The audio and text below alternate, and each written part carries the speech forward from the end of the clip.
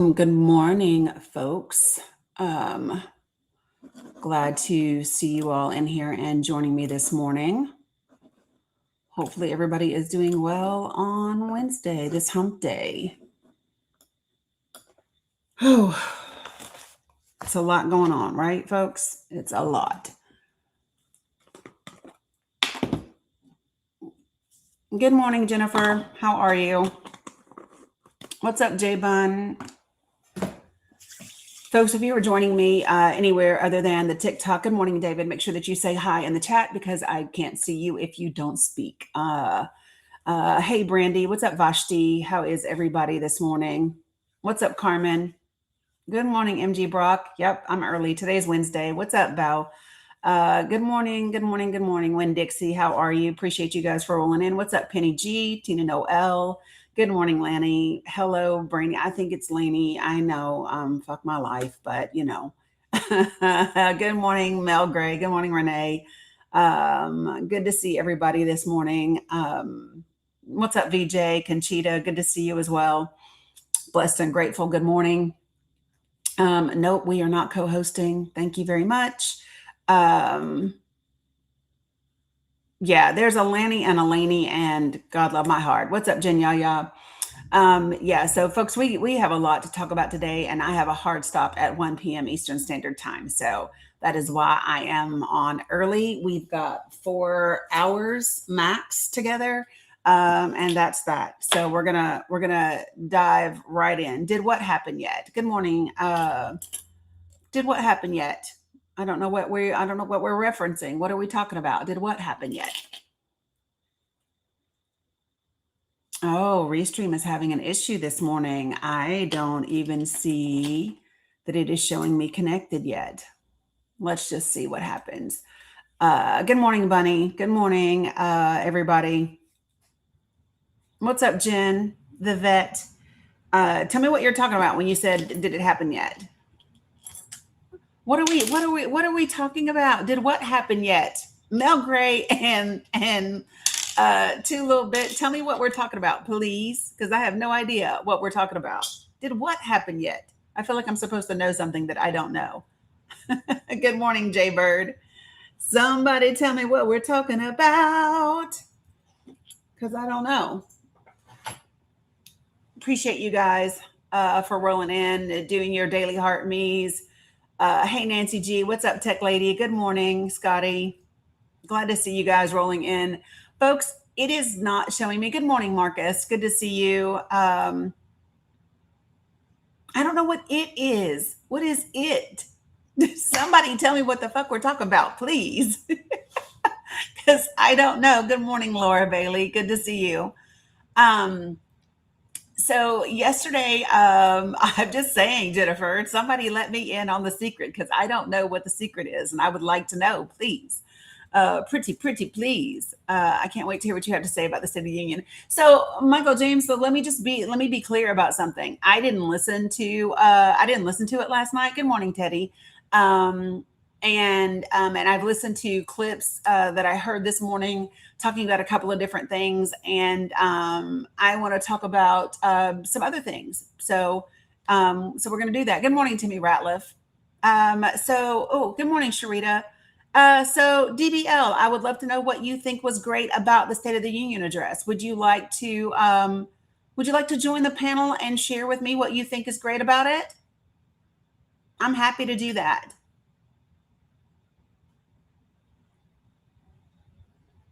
Yeah, I know that Abigail Spanberger did the response to it. Well, what specifically when you say all of it? Give me like one specific thing that just made you feel amazing about it. I think that here's the thing. I think that it's great when we talk with some specificity. Let's talk about specific things that you heard that was absolutely like incredible. You know what I mean? Like what made you feel, super great about the state of the country. Share with me what you think that is. Good morning, Neuro Mama. Good morning, Jake. I see you're back. I'm super happy that you're here to learn some more. Good morning, Florence.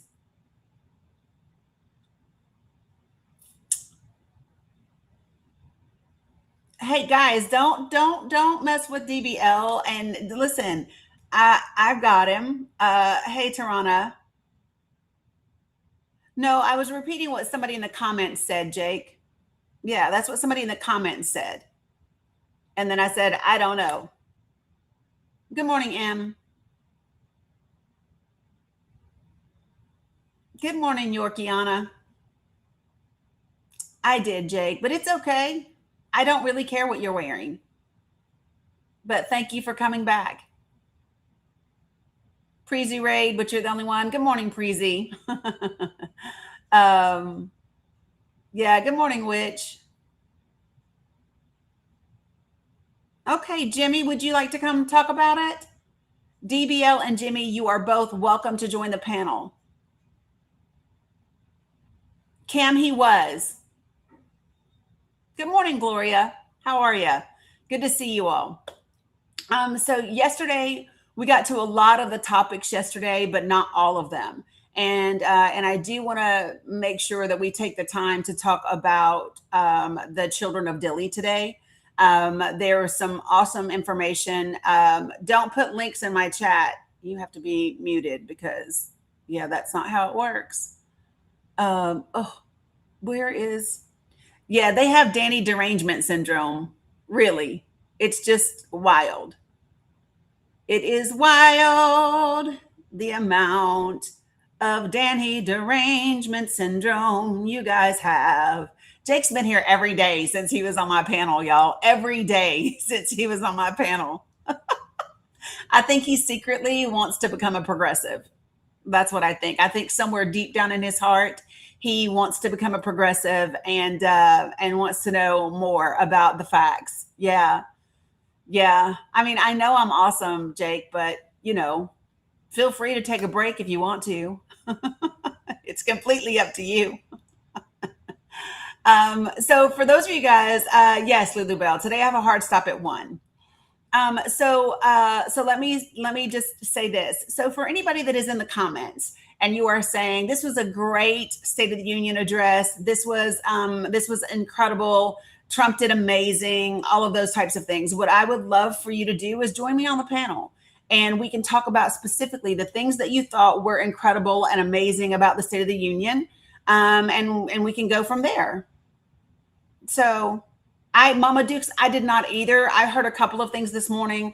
I was listening to NPR and all of that, and so but I do want to talk about what the actual State of the Union is. So we are going to do that. So like we are going to talk about, what are the consumer trends that we have going on. We are going to talk about like what the state of immigration is and what the state of the country is. We are going to talk about foreign policy, which he didn't touch on too much. We are going to talk about that. So we are going to talk about those things and go from there. But like I said, if you are in my chat and you believe that that Trump did a great job and it was amazing, then feel free to come up and we can talk about it, right? So I'm more than happy to do that.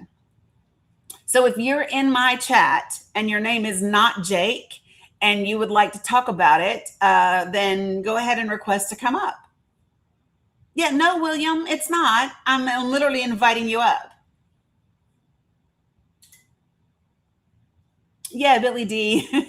I didn't either, but we are going to talk about the real State of the Union. Yeah, I think that that's beneficial. I think that a lot of people should know that. Why didn't Dems support veterans? I'm not sure what you mean, Michael. Do you want to come up and talk about it?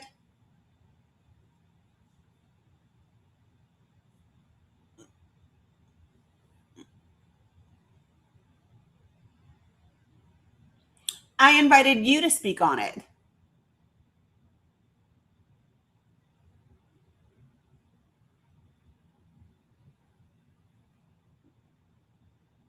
Hey, good morning, Serenity. How are you guys?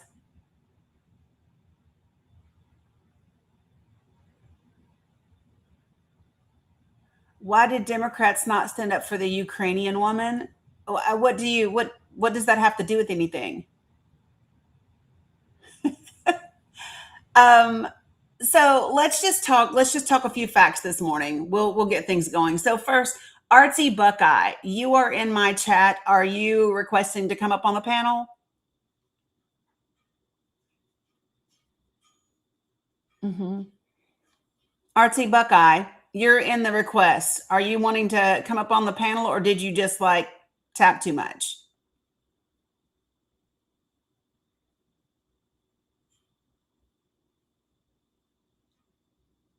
Yeah, no, I'm pretty sure there wasn't a single Democrat that spit on veterans. There wasn't one.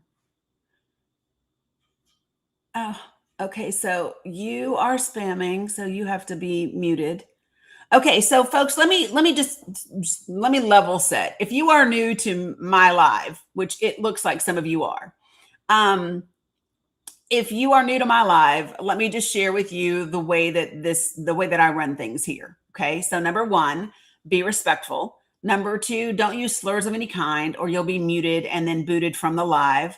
Number three, don't spam my comments. See, like Majid is doing here, don't spam my comments, which means don't say the same thing over and over and over again because you'll be blocked and removed from the live because it clogs up the chat. It's not productive and it actually hurts the algorithm. Okay. So you'll be removed for doing that. And then last, don't type in all caps. Good morning, Macaroni. Hi, Sue. The reason for that is because all caps are reserved for my moderators and for my folks that are vision impaired. Okay. So those are the things that I ask for in this space. Other than that, you are free to disagree with me. You are free to have your own opinion. You are free to do any of those things, right? It's just very simple. You cannot be disrespectful, use a slur, spam my chat, or type in all caps. It's not that hard. Okay. Good morning, Michelle. Good to see you this morning. So, Artsy Buckeye, I didn't see you respond to me or R. Thomas. R. Thomas 457 and Popcorn. Did you guys actually mean to request up? Good morning, James. What Serenity? Yes, we will be just fine.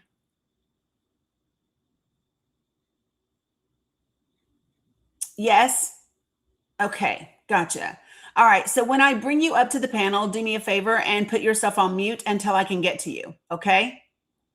Kathy, that's probably you. Go out and come back in. That is probably you. So just go out and come back in. Good morning, Doc B. Good morning. Yep. So, yeah, so Popcorn, I ask you to, yep, thanks. Stay on mute until I get to you for just a second. So, Patricia, if you would like to come on in, you are welcome to join the panel as well. Let me just double check really quickly. I have R. Thomas 457 and RT Buckeye 23. Both of you guys are in the chat. You're in the request box.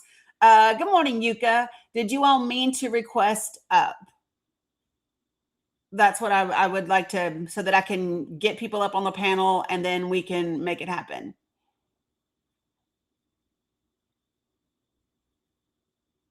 You ready? Yeah, Patricia, I don't know if you're familiar with how this works, okay? So I open a panel, I run my live, and you either choose to participate or not. Like you don't set conditions about what I have to do in this space. So I hope that helps. But yeah, that's the way that it works. Okay. So RT Buckeye and R Thomas, if you all if you all want to come up, then do that. Craig, you have to watch your language. Do not put those words in my chat and do not type in all caps or you'll be muted. Yeah, they started very early. Good morning, Sandra. Good to see you. I didn't tell you that I was going to tell you what he said. I'm not repeating lies. What I said is that we're going to talk about the real state of our union, which means I know how to look up facts and tell you exactly what's really going on in the country. That's not difficult. If you watched it, I don't have to tell you what he said, right? Why are you talking to somebody in the chat when I'm up here on the live? Because I'm going to get to you. Wrong with you? Popcorn. Popcorn. Yeah, fuck off. Okay, well, there you go. People don't know how to be patient. I didn't have to do anything.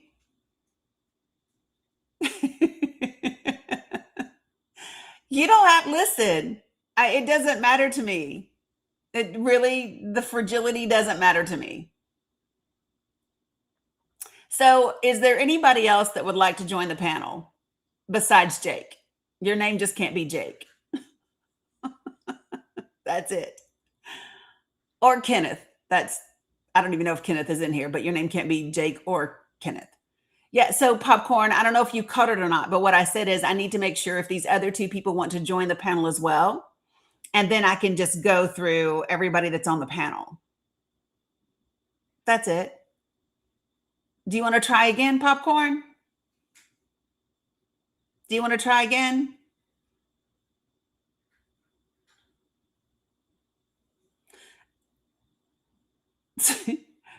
Like, why is this so difficult?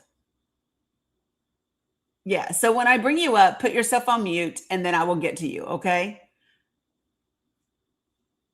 Yeah, some of them are angry. It's okay. Well, listen, I figured that it was going to be a little volatile this morning, right? I figured that it was going to be a little volatile this morning because the State of the Union was last night. Good morning, Melissa.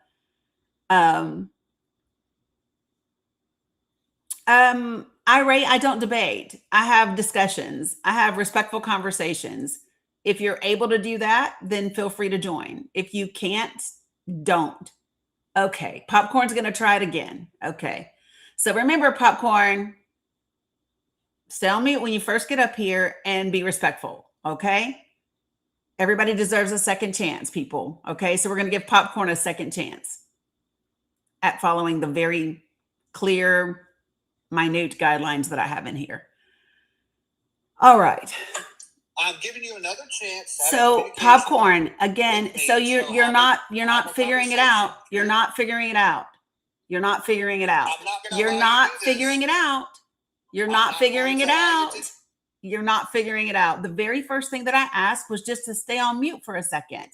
That's it. Second chance. And this is it, Popcorn. So if you can follow that, then we will have a conversation.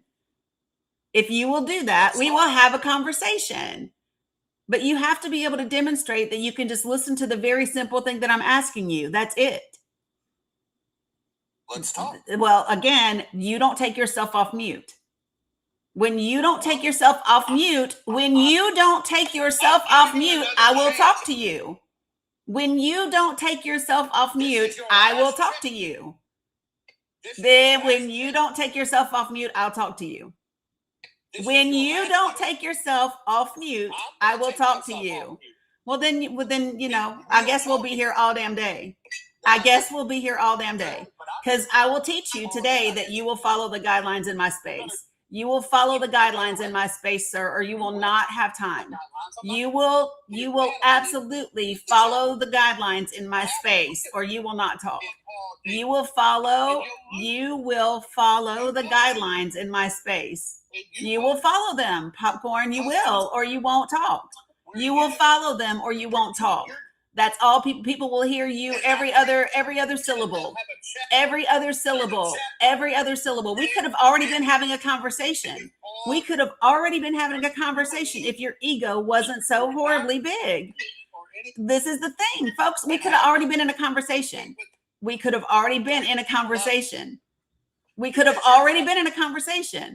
This tells me that your ego is more important than having the conversation. That's what this tells me, is your ego is more important than actually having a conversation. I'm just telling you, he's going to, listen, folks, he's going to have a hard time. But let me tell you what's really important. Hold on, folks. I know it's frustrating. But there are 500 people in the room over here on TikTok. And it's very important that everyone learns that they've got to follow the guidelines in my space or they're not going to run things.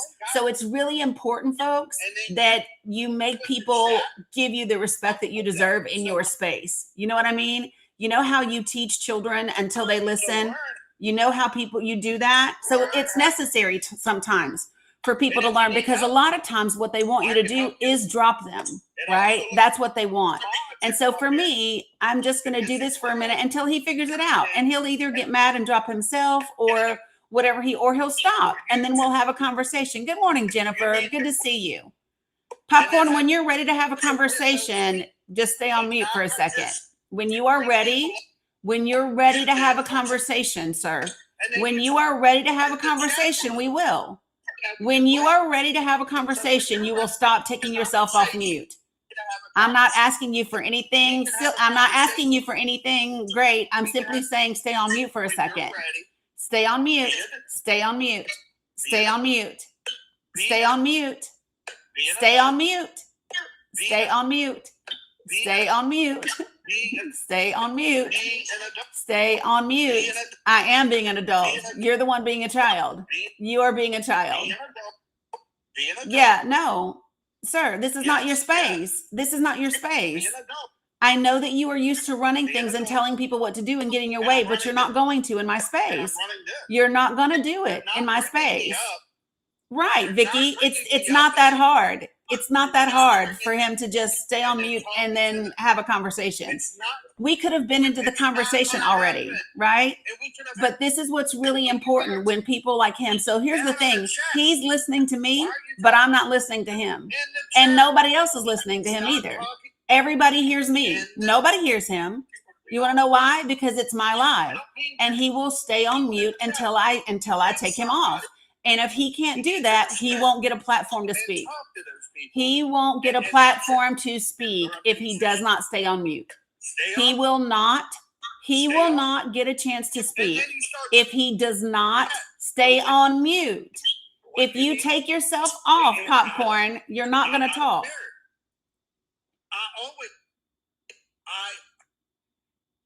I do. And you don't like it. Now go ahead.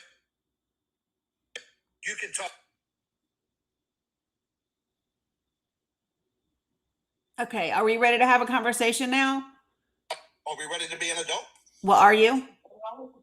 That's what I'm asking you. Well, so you're not, and I'll tell you why. So hold on, Popcorn. Watch this. I'm going to ask you to stay on mute, and I will take you off. And if you can do that, we will have a conversation. So I've put you on mute, and if you can stay there until I push the button, then we can have a conversation. Okay? You're not talking to the people down. Well, see, again, that was it, y'all. That's all I ask. That's all I ask is you stay on mute, and then I will take you off. He can't do it. You got to understand. You see what I'm saying? Learn how to be. Learn how to run. All he's got to do is just stay on mute for a second, and I will take him off. He keeps doing it before I can do it. That's all you got. Do you all understand why this is important? Okay, so I will take you off mute now, and we can have a conversation. I'll take myself. Well, no, you can't. See, if you keep taking yourself off mute, you're just we're gonna have a problem. I get. It's not your live.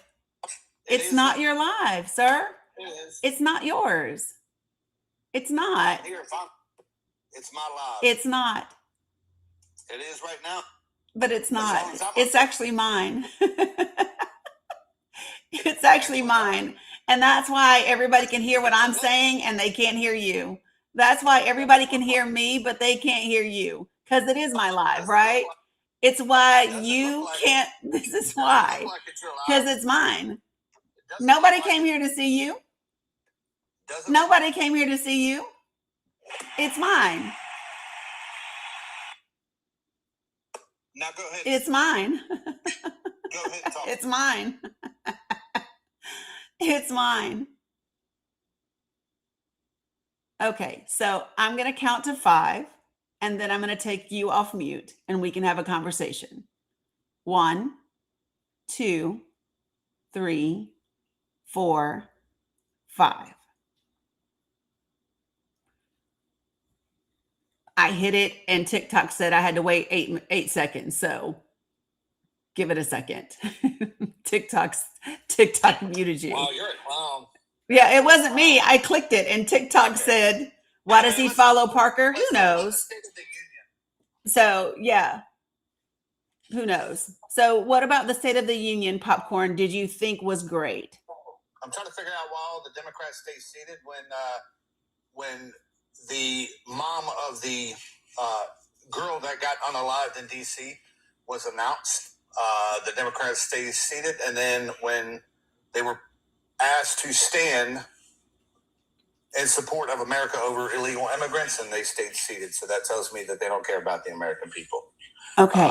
So I just want to be clear. So the Democratic members of Congress not standing for an immigrant is what you're upset about? No, did you watch the State of the Union? Yeah, but the Ukrainian woman is an immigrant. And so you're upset that the Democrats didn't stand and applaud an immigrant. No, that's not what I'm saying. Well, you did. You said, why did the Democrats not stand for the Ukrainian woman? No, I did not say that. That was the first thing you said. No, I said that the Democrats did not stand for the American people, and they stayed seated because they chose illegal immigrants over Americans. We all saw the same thing. I don't know why you're bringing up this. No, that's not what you said. You said two things. That's exactly what I said. So hold on, Popcorn. You said two things. Jesus Christ. So the two things that you said, number one, you said, I want to know why the Democrats didn't stand up for the Ukrainian woman, right? No, and then you said, hold on, Popcorn, I'm going to finish. And then you said, and then I want to know why the Democrats didn't stand up when he asked for them to stand, for people to stand up for the American people over immigrants. Those are the two things that you said when you first took yourself off mute. And everyone in the comments is telling you that's what you said. No, I said the girl that was unalived in D.C. shot in the face, bam, bam, and then the boy was there from West Virginia. That's the ones. There's no boy. Not the Ukrainian girl. There's no boy. What boy? The young man, the soldier that was pew-pewed in the face in Washington, D.C., what was it, like 6 months ago? And then the female was shot in the face, pew-pewed in the face, and she was unalived. Do you remember that? What girl? Do you remember? You said Ukrainian. You said Ukrainian. No, I never said Ukrainian. You did. No. Okay. Well, then you need to listen and stop talking and listen to what. Well, I know what you said. You said Ukrainian. Is there a way for you to roll this back? Because I bet you $1,000 right now I didn't say it. You want to bet me? Well, yeah, I'll bet you, but I can't roll it back because it's live. But I'd be happy to play it for you later. Yes, please do. And then yeah, I want an apology when you do figure it out that I did not say Ukrainian. Well, I don't have to worry about that because you won't get one. $1,000. You said Ukrainian woman. You did. I didn't say Ukrainian. Yeah, and then do you know why you changed it? Do you know why you changed it? Popcorn. You did. And let me just share this with you. You just put words in people's mouths. Is it? No, that is what you said when you first came off mute. It's not what I said. I didn't even mention Ukraine. I said nothing about Ukraine at all. Everyone in the chats everywhere, Facebook, YouTube, Substack. And I bet every single one of you money that I did not say Ukrainian. I said the girl from West Virginia. No, you didn't. Okay. No, you didn't. Let me see if there's a way. Hold on. Let me just see. I literally want to see if I can. I don't know that I can because I'm live everywhere. And so here's where it changed. And I said, you want to know why the Democrats didn't stand for an immigrant. And then that is when it became no, I said something else. That was the first thing. So yeah, so that was the first thing that you said. The second thing. Yeah, this is crazy that the people down in your chat actually are are confirming what you're saying. Yeah, listen, the people over here on Facebook are literally saying he said Ukrainian. Okay, are you able to roll back the video for those watching on Facebook? Are you able to roll back and rewind? I literally just told you I don't believe that I can because I am live. Well, not you. I'm not asking you. I'm talking about the people that's on Facebook watching. If they can click back a few minutes ago and watch. Cam said she's trying, so give her a second. They might be able to. And then they can inform you, because I can go back and watch it too. But hopefully they're honest enough to inform you. So did not make Ukraine, so. You're on YouTube, fine. YouTube or Facebook, either one. Yeah. So YouTube maybe. Yeah. So somebody go try to see if you can do that. Damn, dude. This may explain why you guys vote Democrat. Well, that was his point, Jerry. So that's my thing. So what else is your point? Who, mine? Yeah. I just wanted to point out that the Democrats didn't stand for the American people, and that they did not stand and cheer for the mom, not the Ukrainian girl, but the mom of the girl that was unalived in D.C. that was pew-pewed in the face by the illegal immigrant, who was recently gifted asylum, which he no longer is getting, obviously. But yeah, so didn't mention anything about a Ukrainian girl. I can tell you that. So you guys like to make stuff up. But you did, and so here's the thing. Not standing doesn't indicate if someone does or doesn't care about the American people. That's not a thing. What do you mean it's not a thing? Okay, so what I mean is not standing up is not an indicator of whether someone does or doesn't, especially members of Congress, whether or not they support the American people or not.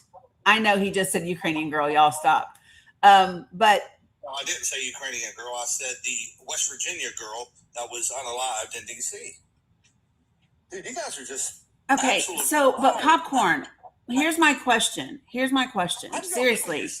Seriously speaking, okay, whether someone stands or doesn't stand doesn't have anything to do with what they do for the country or what they don't do for the country.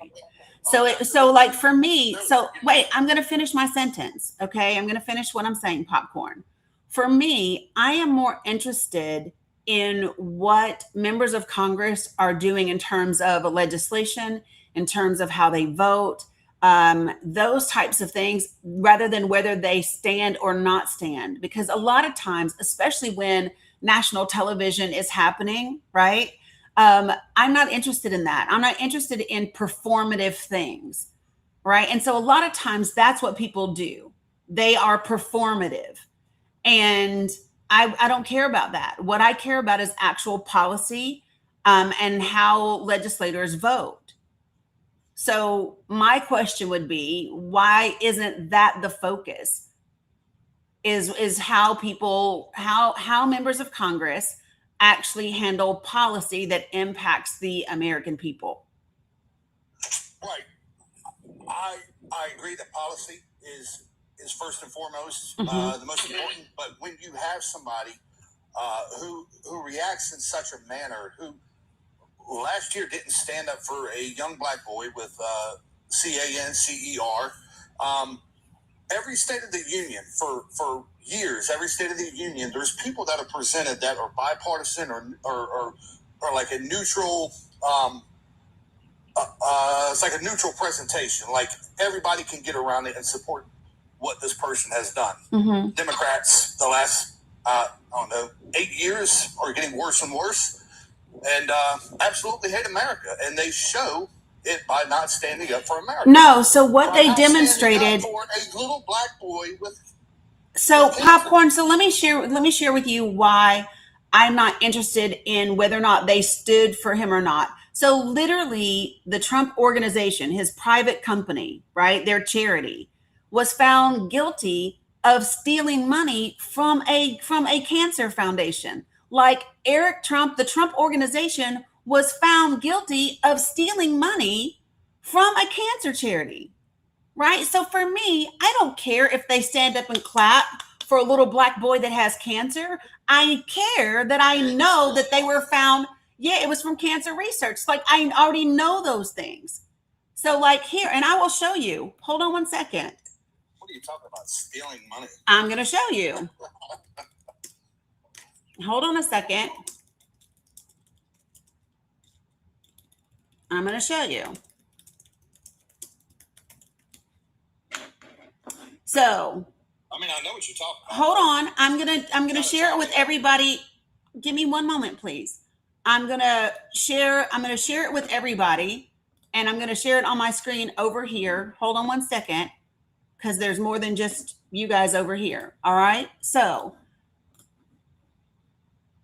all right. Whoops. Why is this crooked? Sorry, guys. All right. So,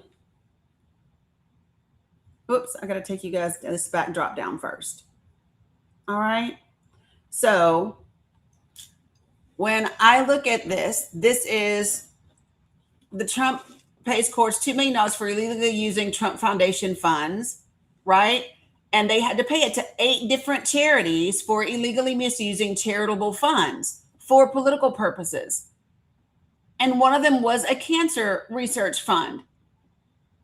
Like it was literally the Army Emergency Relief, the Children's Aid Society, City Meals on Wheels, Give an Hour, Martha's Table, and the United Negro College Fund, and the United Way of Nation Capital Area, and the U.S. Schmolikoff Memorial Museum. Like, this is my thing, right? So for me, when I say I'm not interested in performative stuff, I actually care about what they're doing. That's what I mean. So like, miss me with the whole standing up, I brought a little black boy with cancer to the State of the Union address when your organization stole money from children with cancer. Like, that's what I'm saying. And the reason that the Democratic Party stayed seated during the State of the Union was because that was their silent protest. They didn't stand for anything. And that was because they were protesting what this administration has done and their disagreement. So I'm going to give you an example. One of the things that he claimed last night was that the Carlos Brown, the perpetrator who unalived the Ukrainian girl on the Charlotte light rail, right? He claimed that he was led into the country via open borders. He's not. He's a U.S. citizen with a lengthy criminal record who was out on bond and has mental health issues. Like, it's a well-known fact. He's a citizen. But Trump claimed that he was let in through open borders. It's just not true. I don't care about that. I care about the young woman getting unalived. But you don't care that the president lied about him being an immigrant? No, I care about the young girl. Well, so let me tell you why it matters, though, Popcorn. I'm going to share with you why it matters, though. It does. I'm going to share with you why it matters. Because when you are the president of the United States and you're giving a State of the Union address that a good portion of not just the country, but the world is watching, and you are telling your base that we have an immigration problem, and you're telling your base that immigrants are criminals and all of those different things. And then you use an example, excuse me, I'm going to finish. And you use an example of someone who is not an immigrant. It matters. It matters that the president of the United States misrepresented a U.S. citizen. I actually didn't catch that specific part, but if he did, maybe he misspoke or misread. But again, I care more about the victim's life, who was obviously was taken by criminal. Yeah, this doesn't mean so. But here's the thing: we have victims all over the country that are unalived by other citizens all day long, right? We have citizens. Hold on, we have citizens unaliving citizens every day, right? We have citizens unaliving citizens every day. And if that was the purpose of bringing her, was to represent crime on crime, citizen on citizen crime, then he could have invited half the country. But he didn't. He specifically brought her and then claimed that it was an immigrant. And that's the only reason it was brought up. Because if he was concerned, then he could have brought Renee Good's mother. He could have brought Alex Preddy's mother. That's really your takeaway from all that is that, well, he misstated something. And he didn't misstate. He did not misstate. That girl, that's your takeaway from what happened last night. Oh, I'm on my phone on TikTok, crazy. Gloria, but I have a different computer. Hold on. She said, okay, hold on, because she said I could play it. Hold on. Thank you, Gloria, for checking. No, my takeaway is that, so let me just be clear about what happens when you do a State of the Union address, okay? This is not something that is willy-nilly and you're just getting taught, kind of talking on a hot mic or anything like that. There is intense preparation for a State of the Union speech. And they have to be clear about who they're inviting and what the circumstances around those things are. And that's why they're supposed to know the history of all the people that they bring. It's a ton, like there's a lot of stuff that goes into the State of the Union. And so this is not a case of, oh, he misspoke. Because everybody has talked about this for a long time. Everybody knows the facts around this case. And so for me, it's not a misspeaking. It's just literally a lie. It's not the truth. He's not an immigrant. And if he realized that he misspoke, hold on, let me finish. If he misspoke, it was just as simple as putting out on Truth Social last night or this morning, right? He could have put it out this morning. Hey, I misspoke. The perpetrator of that crime, right, was a citizen, but he didn't. And so he hasn't issued a correction. Right. And so you don't think that matters. So how did you feel about the Democrats? So again, how did you feel when you saw the Democrats not stand when they should have been standing? When do you feel like they should have been standing and they didn't?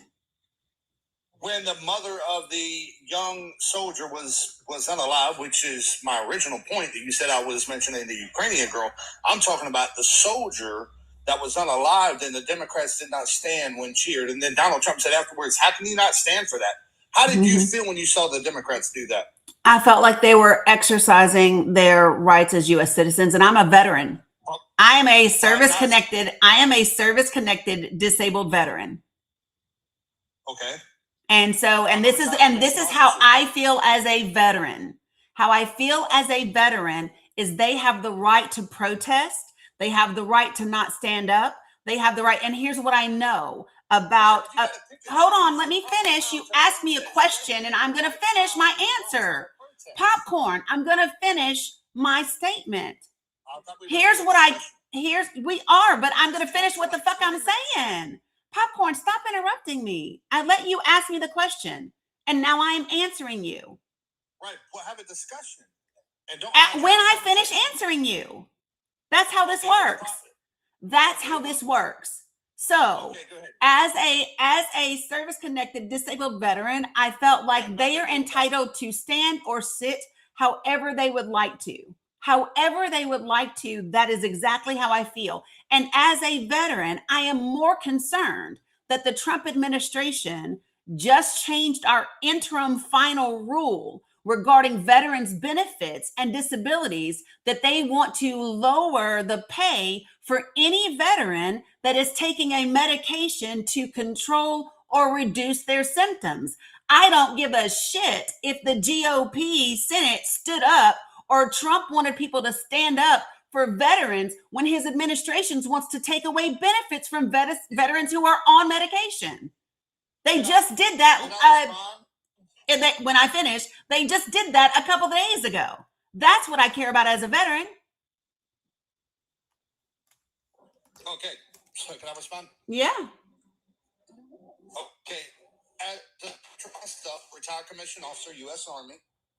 I can tell you that there is the right time to protest and there's not a right time to protest. When it's a universal, should be universal recognition of something, let's say the U.S. men's hockey team.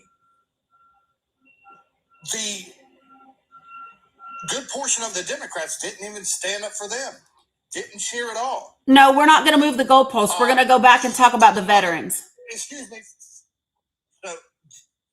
No, we're talking about the unaliving of that young girl, the veteran, the soldier, and the mom was there in attendance, and she was presented, and the Democrats did not stand. You pivoted to something totally different. No, I didn't. I answered your question. But I'm telling you, as a commissioned officer, U.S. Army, I'm telling you, there is a right time to do things, and then there's the wrong time to do things. And I am telling you that that's not what the Constitution says. But people don't go. That's not what the Constitution says. The Constitution says, the Constitution does not say you can only protest or you can only, that's not what the Constitution says. How did you feel about the Democrats not standing up for that mother when she was up there in tears? And what I said is, I feel like that is their constitutional right to protest, and it doesn't bother me because them not standing up. So if I go around saying the N-word, would you be okay with that? How is that related? Freedom of speech, right? How is that related? Freedom of expression. To what? Is it freedom of speech, yes or no?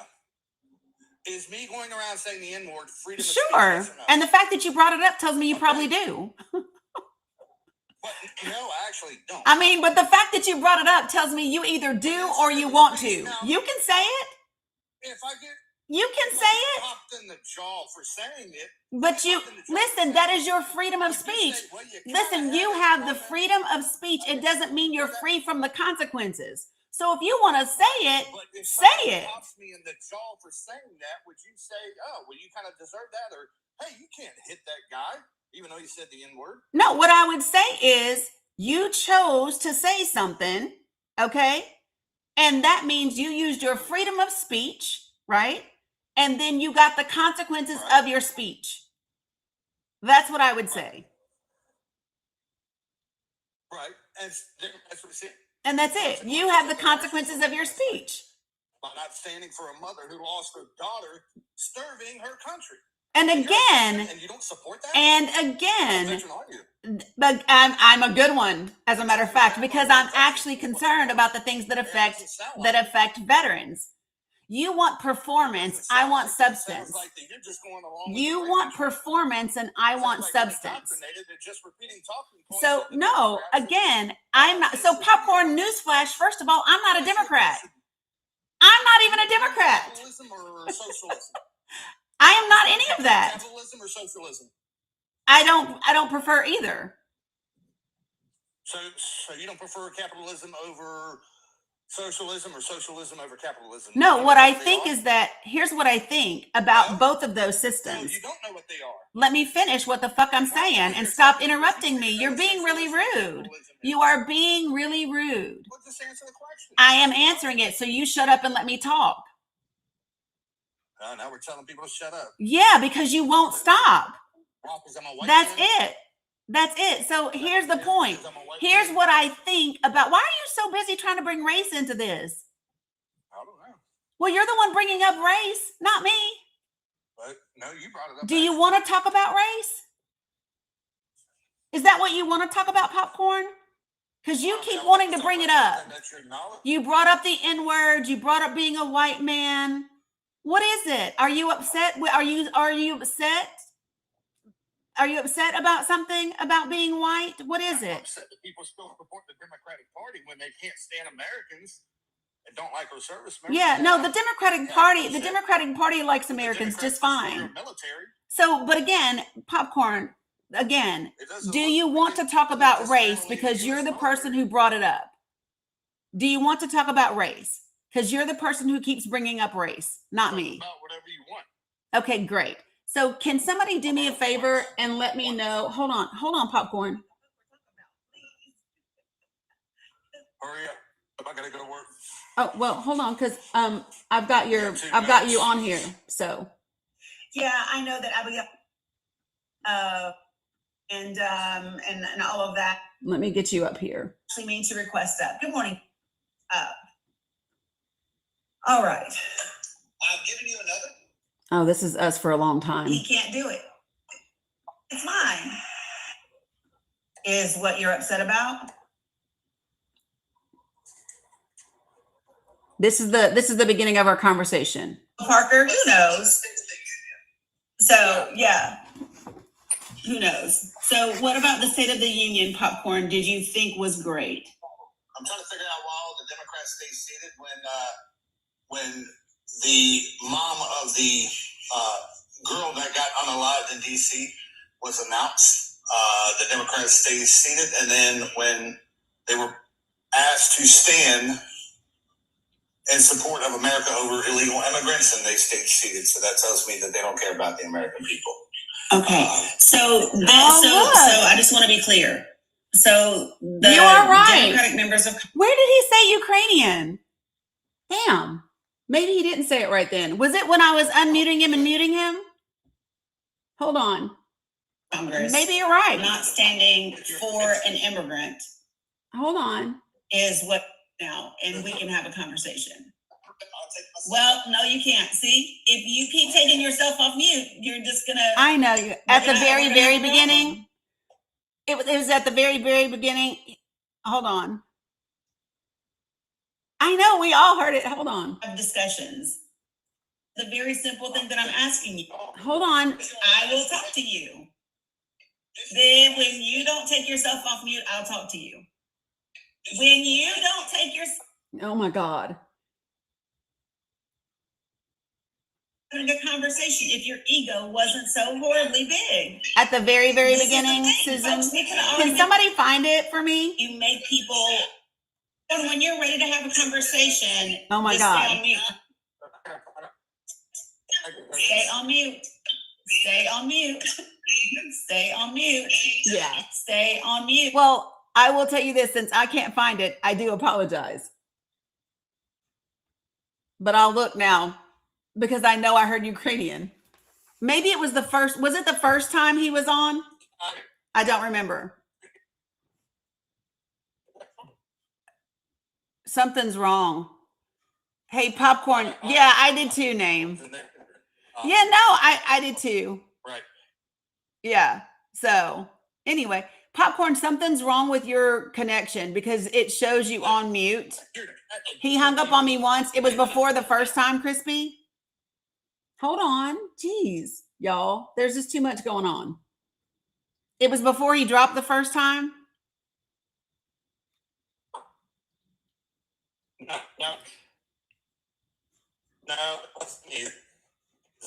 Didn't even. Yeah, I know, Kim. Oh, just as I unmuted Vicky at the very beginning, because she went back and listened. Oh, if you're driving popcorn, I have to drop you.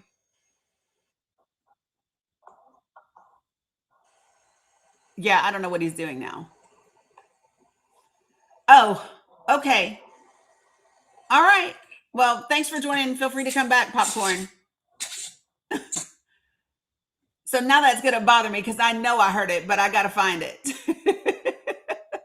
I got to find it. Yeah, I couldn't hear him either.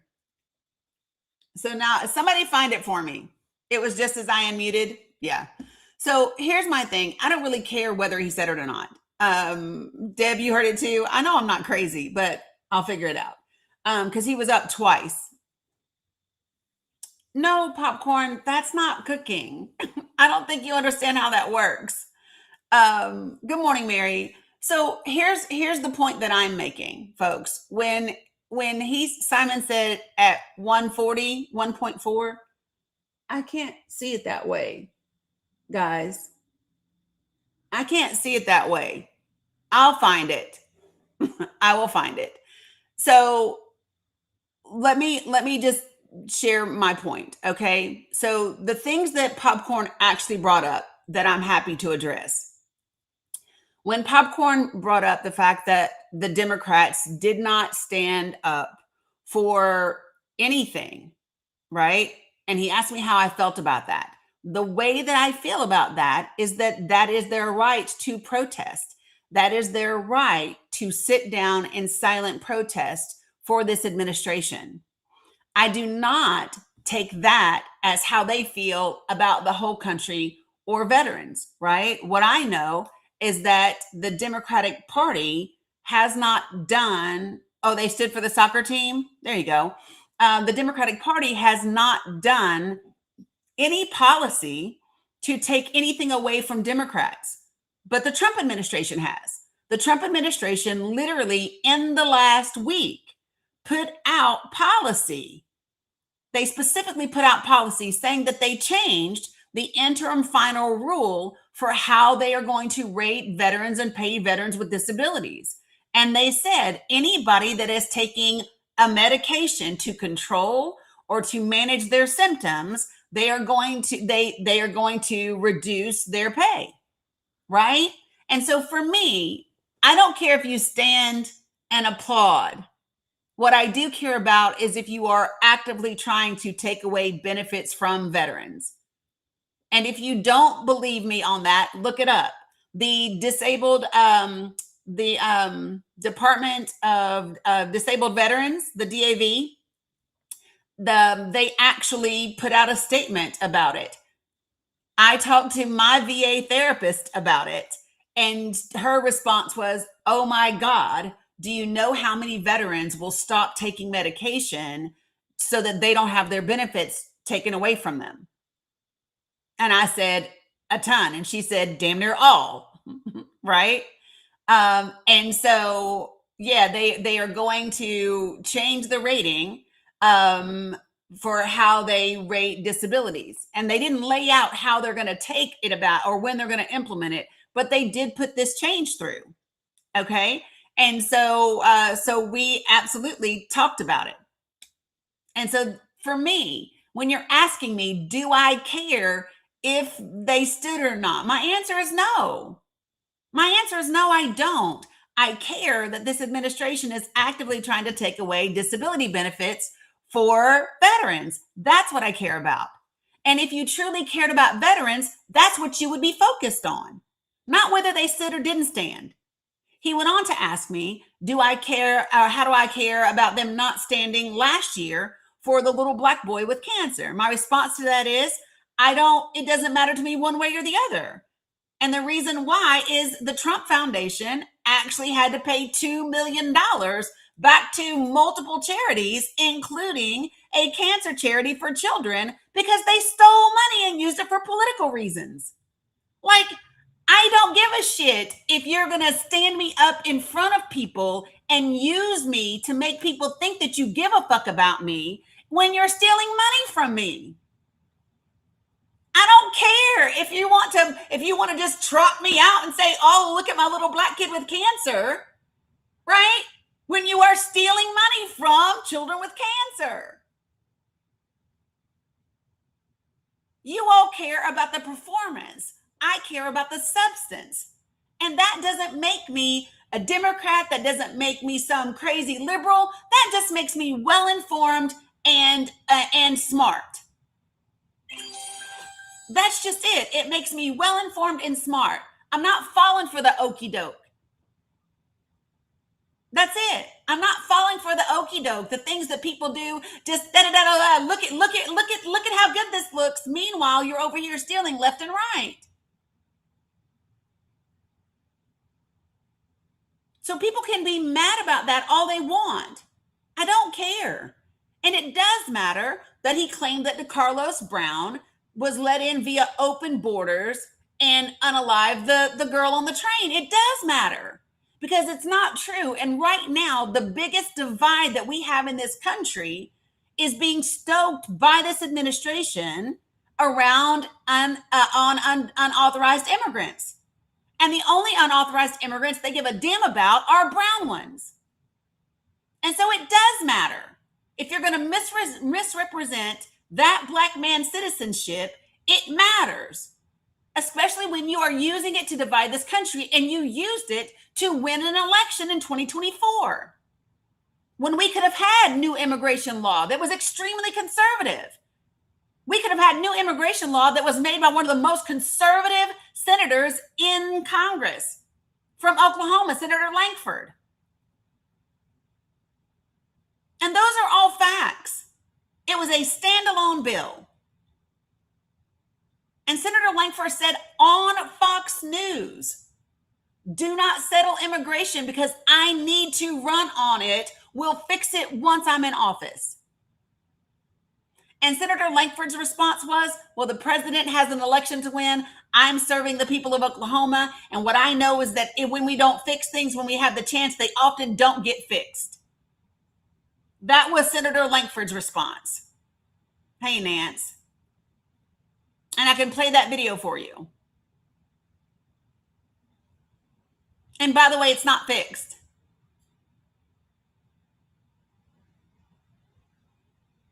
So, like, I don't know how to make it any clearer to people that it is absolutely necessary and critical for people to not just be like, oh, this is my side. Now, he asked me specifically about socialism and capitalism because he kept talking about Democrats, and I'm not a registered Democrat. I'm interested in policy. That's what I'm interested in. I'm interested in policy and how it affects people. Okay. So because I am more of a populist, right? Because I actually care about average people, right? The regular folks in this country, right? That's what it means when you're a populist. Okay. That means I tend to look and favor policy that benefits people over corporations. Because of that, that means I tend to vote for Democratic candidates because Republican candidate policy damn near all the time favors corporations over people. And I don't believe that corporations are people. I don't care what the Supreme Court said. I don't believe that their money is free speech. I don't care what the Supreme Court said. And I don't believe that corporations should have insane profits at the expense of the American people. I do not believe that corporations should just not pay taxes and still not pay a living wage. And then the people that work for those corporations have to turn around and get assistance from the federal government, even though they didn't pay taxes. Call me crazy, folks, but that's just what I believe. And that doesn't make me anything other than concerned about regular, everyday people. And if you think that that's bad, well, then you can just think whatever you want to think. I, for one, am sick and tired of the corporate elites having fucking $200 million yachts, and there are children that are homeless and veterans that are homeless and families that can't eat and children that are going to underfunded public schools, and that's the only hot meal they get every damn day. That's what I'm tired of. Period. I am tired of hearing dog whistle politics every damn day and then being told that I somehow am playing the race card because I can hear the fucking whistle you have been using for 50 years. If you are going to use the whistle and I hear it, I'm going to point out the fact that you are hearing it. The same way you said that black man was from an open border when he wasn't. You did that because she was white and he was black. That's it. And because you know your base will just hold on to it and believe whatever you said. And it doesn't matter that he's really a citizen. And it doesn't matter that the system failed him. Yes, he had a lengthy criminal record. Yes, he also had mental health problems. And maybe if we had universal health care in this country, he wouldn't have a lengthy criminal record because he'd be getting the treatment that he needs and he wouldn't have unalived the girl. Imagine that. If we actually got to the root of problems and not the fucking symptoms. What if we did that? What if we got to the point where we are not reactive and instead we are proactively taking on the issues in our country? What if we did that?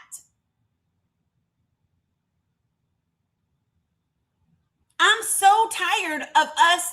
It's like treating it's like treating pneumonia, and all you're going to do is keep giving me breathing treatments and antibiotics, but you're not taking care of anything else that's causing the pneumonia. It's like having chronic lung disease, living in a house with mold. And all you keep doing is treating your lung disease, but you never ever get the mold out of your house.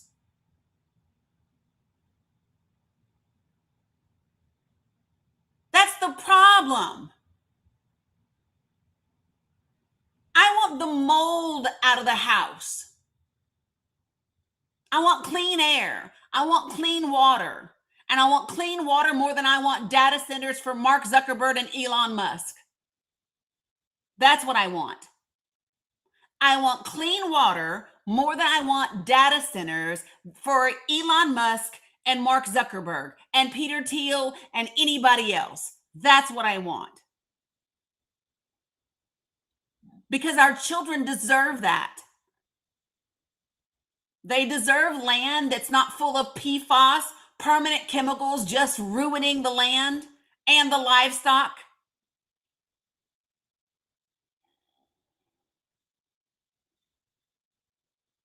You won't think that something's wrong with kids. There's nothing wrong with our children today. They are pissed at us, and they should be, because we have given them a really shitty world that doesn't work and that hasn't worked for decades upon decades upon decades, and we haven't done anything about it. Nothing meaningful.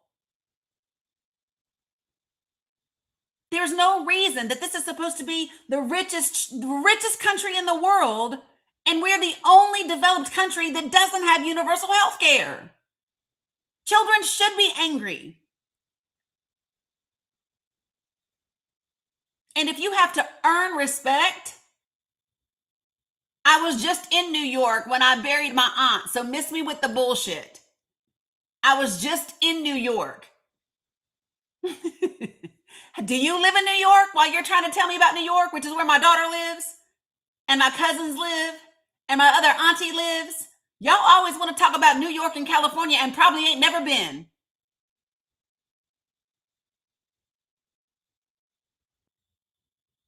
Probably never been. You just talking shit about nothing that you know nothing about.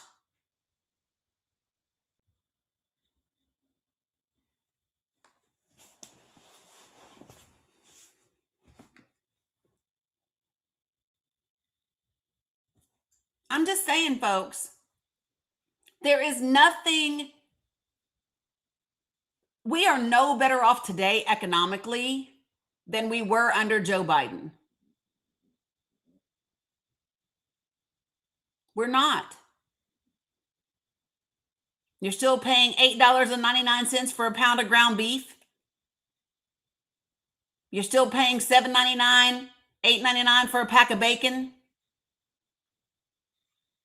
You're still paying $4.99, $5.99 for a dozen eggs. You're still paying $2.69 for a gallon of gas. Hey, Wasim. Right? Jobs have been lost by the thousands. Rich ass people laying off people.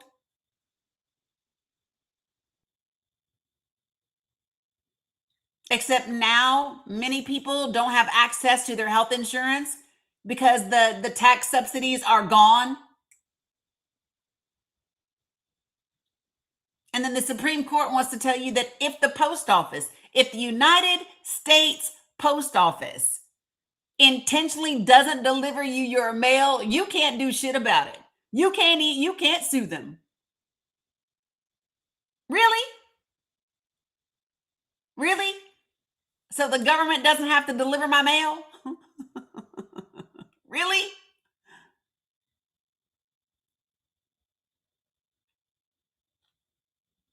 No, it wasn't, Jamel.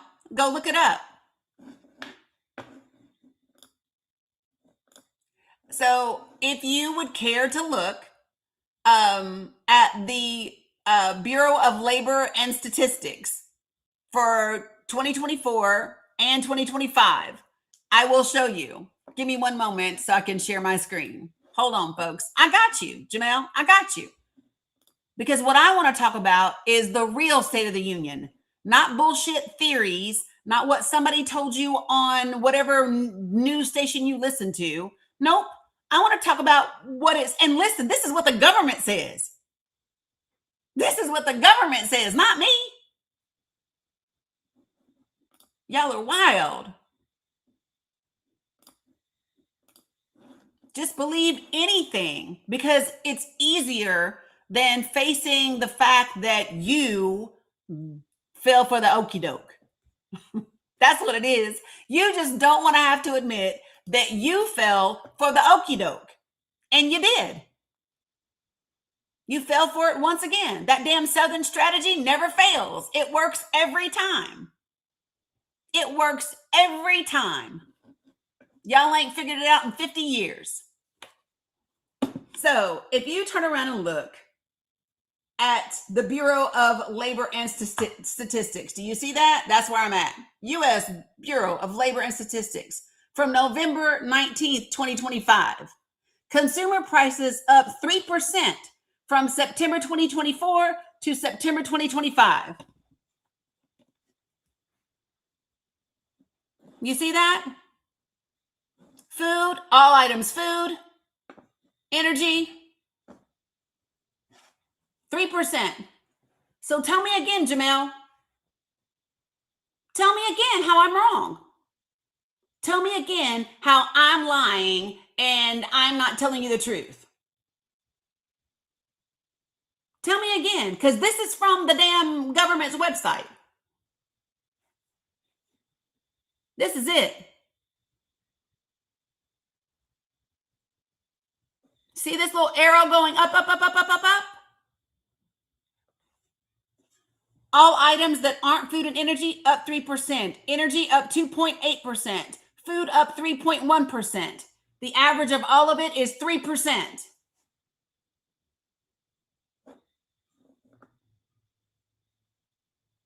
This is a fact. And they want to privatize your electricity. That's why your damn electric bills are going up.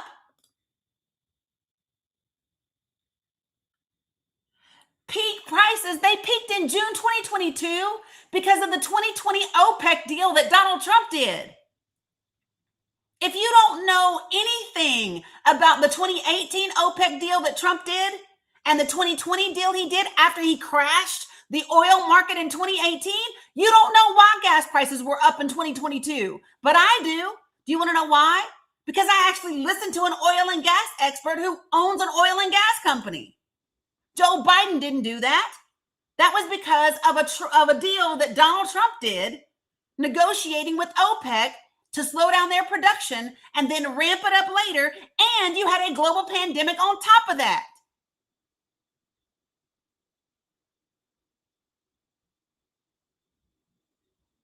Don't talk to me about stuff you don't know anything about. Go listen to Mr. Global. You can find him on YouTube. You can find him on TikTok. Go find Mr. Global.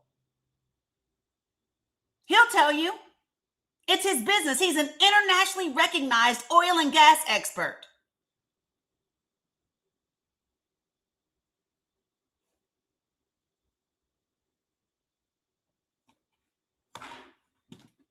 Y'all need to understand something. It is not, and by the way, he's on all platforms. Thank you. But you don't want to know. You just want to repeat talking points. You want to grab something that AI spit out. And Mr. Global's not a Democrat either.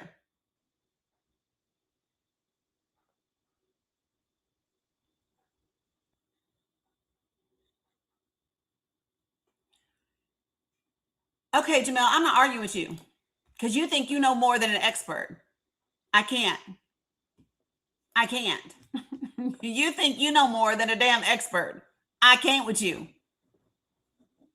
Like, for real, I am literally not going to argue with somebody that believes they know more than an expert that owns an oil and gas company. I can't do it. It's just the wildest shit I've ever seen in my life. You'll believe a politician that don't know shit about oil and gas before you listen to an oil and gas expert. Crazy. No, he doesn't. He's not partisan. No, he's not partisan. He will tell you bad shit about anybody, whether it's Biden, whether it's Trump. He doesn't care.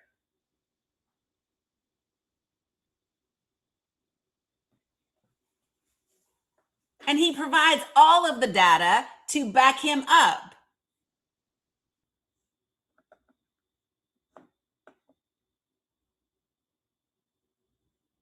No, it was not a lie about the vaccine for C19. No, it wasn't.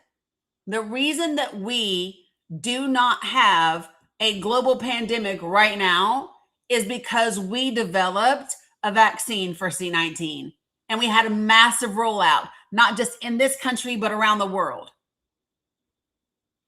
That's how. That's the only reason we don't have it today. But I guess you know about vaccines too, right? I guess you're an infectious disease expert too, right? I want you to tell that to the 950 plus families in South Carolina that currently have the measles, and 94% of them are unvaccinated. I want you to tell that to them. It's the silliest thing I've ever heard. Silliest thing I've ever heard.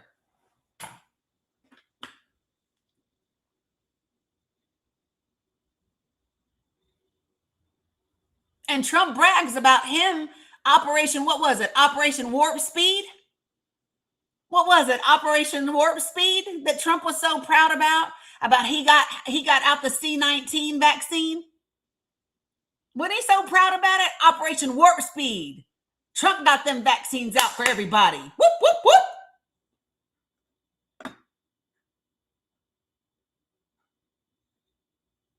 So wild.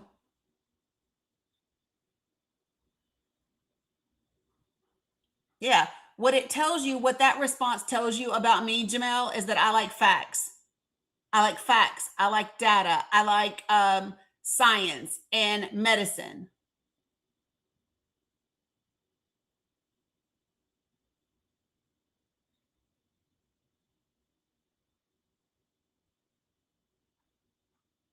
I appreciate that, Janet. Yeah, I'm not fooling with you. I'm not. I listen to science and medicine and experts.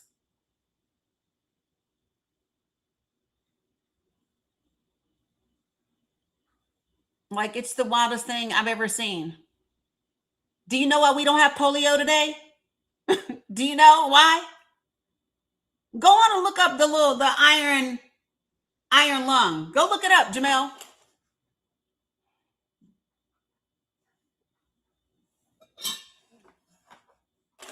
Go ahead. Go look it up.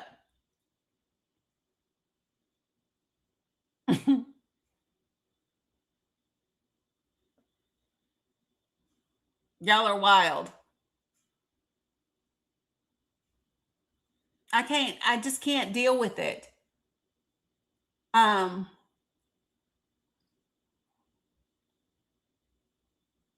It is so wild to me that you would rather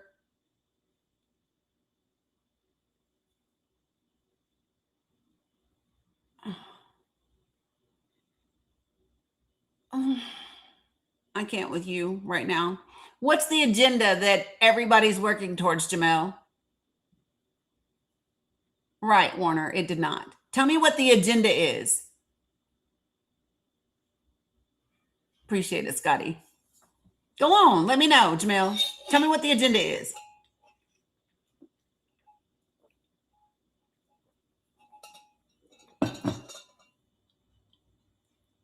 Wildest thing ever.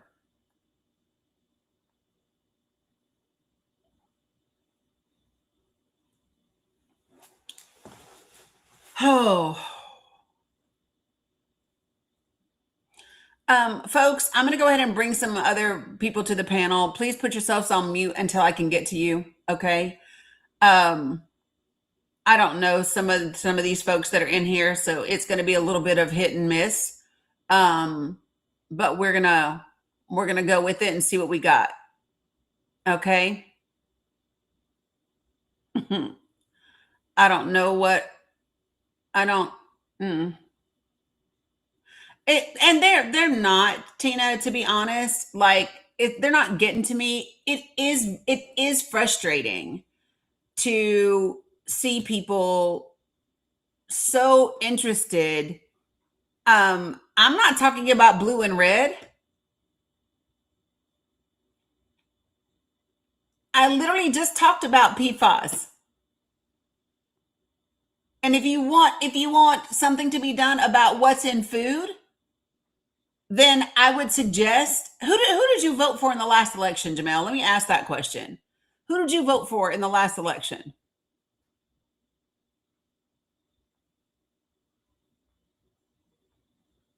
Who'd you vote for?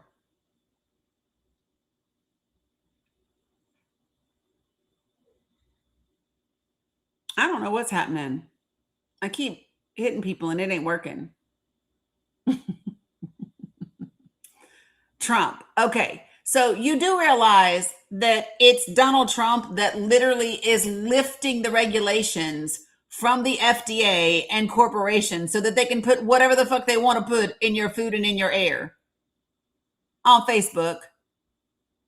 You do realize that, right?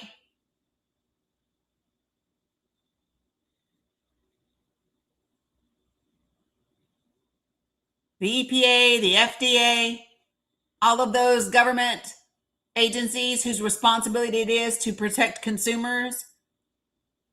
And then he got rid of the Consumer Protection Bureau.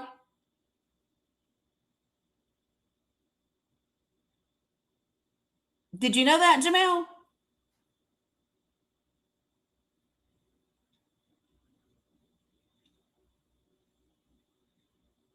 No, it hasn't been happening under all of them. They didn't get rid of the regulations. They didn't know. Obama never got rid of regulations for those companies. No, he didn't. No, he didn't. And matter of fact, any legislation that has been blocked to add additional protections has been blocked by the Republican Party.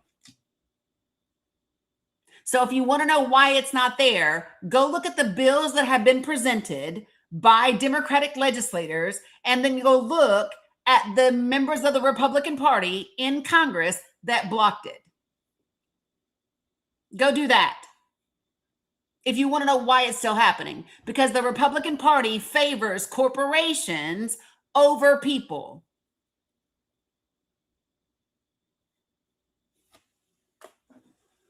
I can't. I can't.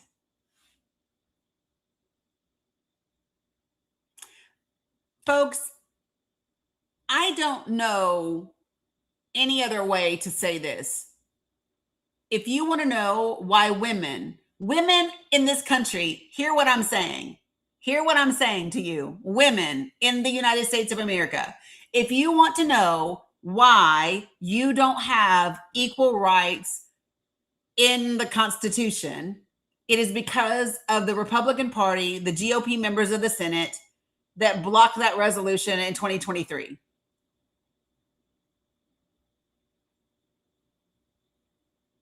That's why. The Republican Party is the reason that women do not have equal rights in this country in the Constitution. They are why. And that's a fact. The legislation passed in 1983. It needed to be in 1983, no, 73. It needed to be ratified, right, by 37 states in 10 years by 1983. It took until, it was passed in 73. They needed to have it ratified by 37 countries before 1983. It took until 2020 for 37 states to ratify it. Pay attention, women. It took until 2020 for 37 of our 50 states to ratify a law that says we have equal rights to men. It took until 2020, and Virginia was the 37th state. And because it took longer than 10 years, it couldn't automatically be added to the Constitution. So the Democratic Party sponsored a piece of legislation to do away with the 10-year requirement. And it was the Republican Senate that blocked that. It was the Republican Senate that blocked that resolution that would have allowed us to put it into the Constitution that women have equal rights to men. America is not the only country where food has bad shit in it. Please go follow y'all. What's my doctor's name? Jesus Christ. What is her name? Y'all know what I'm talking about? See, what you don't understand, Jamel, is that Europe has the same red dyes and stuff that we do. They just call them different things. They just literally have different names for them.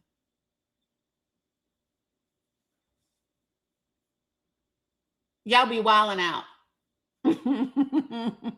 No, she's on TikTok. And she's always on point. Always. Jessica Nurick, that's her. Her name, and I'm going to spell the last name. Yes, the fuck they do, Jamel. You're not an expert, I promise you. Go look up Jessica Knurick. It's Nurick. Knurick. Yes, and I have friends that live in London. Sweet baby Jesus. Go look her up. Please, dear God, start following her. Please, dear God, start following her. That's her field of expertise, bruh.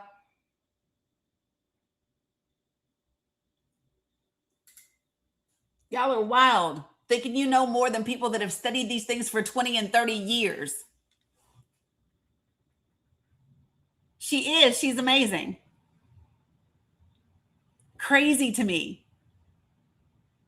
I would not dare argue with somebody that is their field of study for 30 years. That they literally worked in research and development in the like,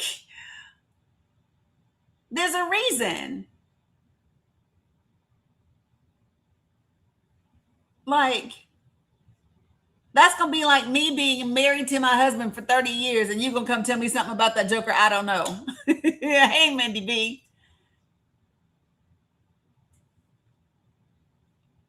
Everybody knows Jesus is not a white man, Jamel. Everybody knows. I'm just saying. It's wild. So let me tell you what the focus is, you guys. The focus for the Trump administration and for Congress, for the GOP, is they want that damn SAVE Act passed. That's what they want. And I want women everywhere to understand this. And especially the 53% of white women from 2024, the 53% of white women in 2024, nobody that's an expert in religion says that Jesus is white. Nobody that is an expert in theology believes that Jesus is white. You won't find one. You will not find a single expert in religion that says that.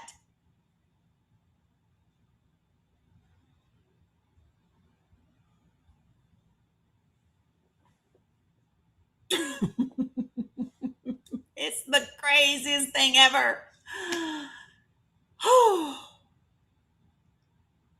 So, again, I need for the 53% of white women that voted for Donald Trump to understand that they are coming for your voting rights with the SAVE Act. They are coming for your voting rights. It is not about illegal immigrants voting in the election. That's not what it's about, because it's already illegal for them to vote in the election. Just to be very clear, it is already illegal for unauthorized immigrants to vote in federal elections. And there has never been substantiated proof that large numbers of illegal immigrants are voting in federal elections. There's never been evidence of it. You will not find it. They've never found it. They just say it all the damn time, but they don't find it.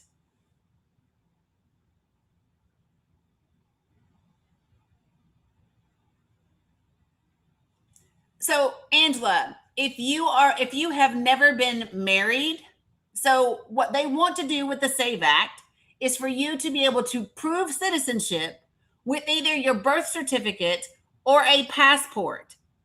Passports cost money, and that will disenfranchise people from being able to vote.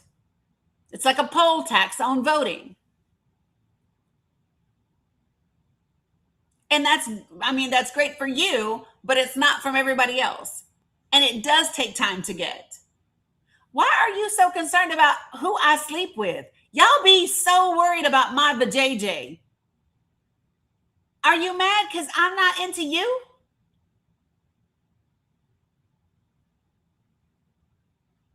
Huh? Chino, are you mad because I'm not into you? I sent you an invitation, Chino. Come join the panel. Chino says, you're an angry lesbian. Why are you worried about my vajayjay so much? Y'all just nasty. Why y'all always thinking about schmecks? That's just nasty, Chino. You see people and all you look at is like they're members and vajayjays. That's nasty. You nasty.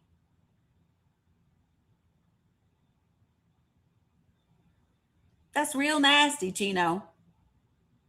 Are you registered? Not to vote, but the other way. Chino, do you have a mandatory registration?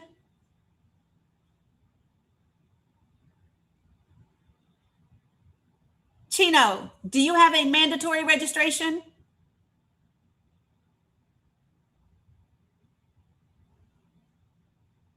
I just want to know. Can you live anywhere, even by schools or camps?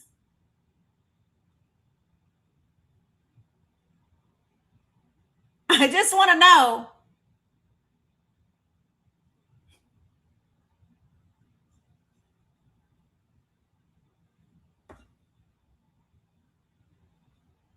I'm just saying, anybody that's asking about my vajayjay all the time, I mean, do you have a mandatory registration? Can you be near schools, parks?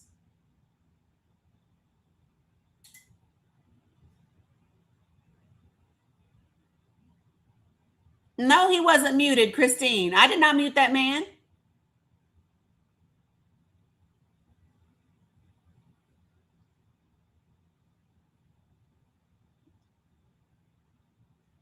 I don't walk around worried about people's parts. Y'all are obsessed with people's parts and what they do with them. It's real nasty. It's weird.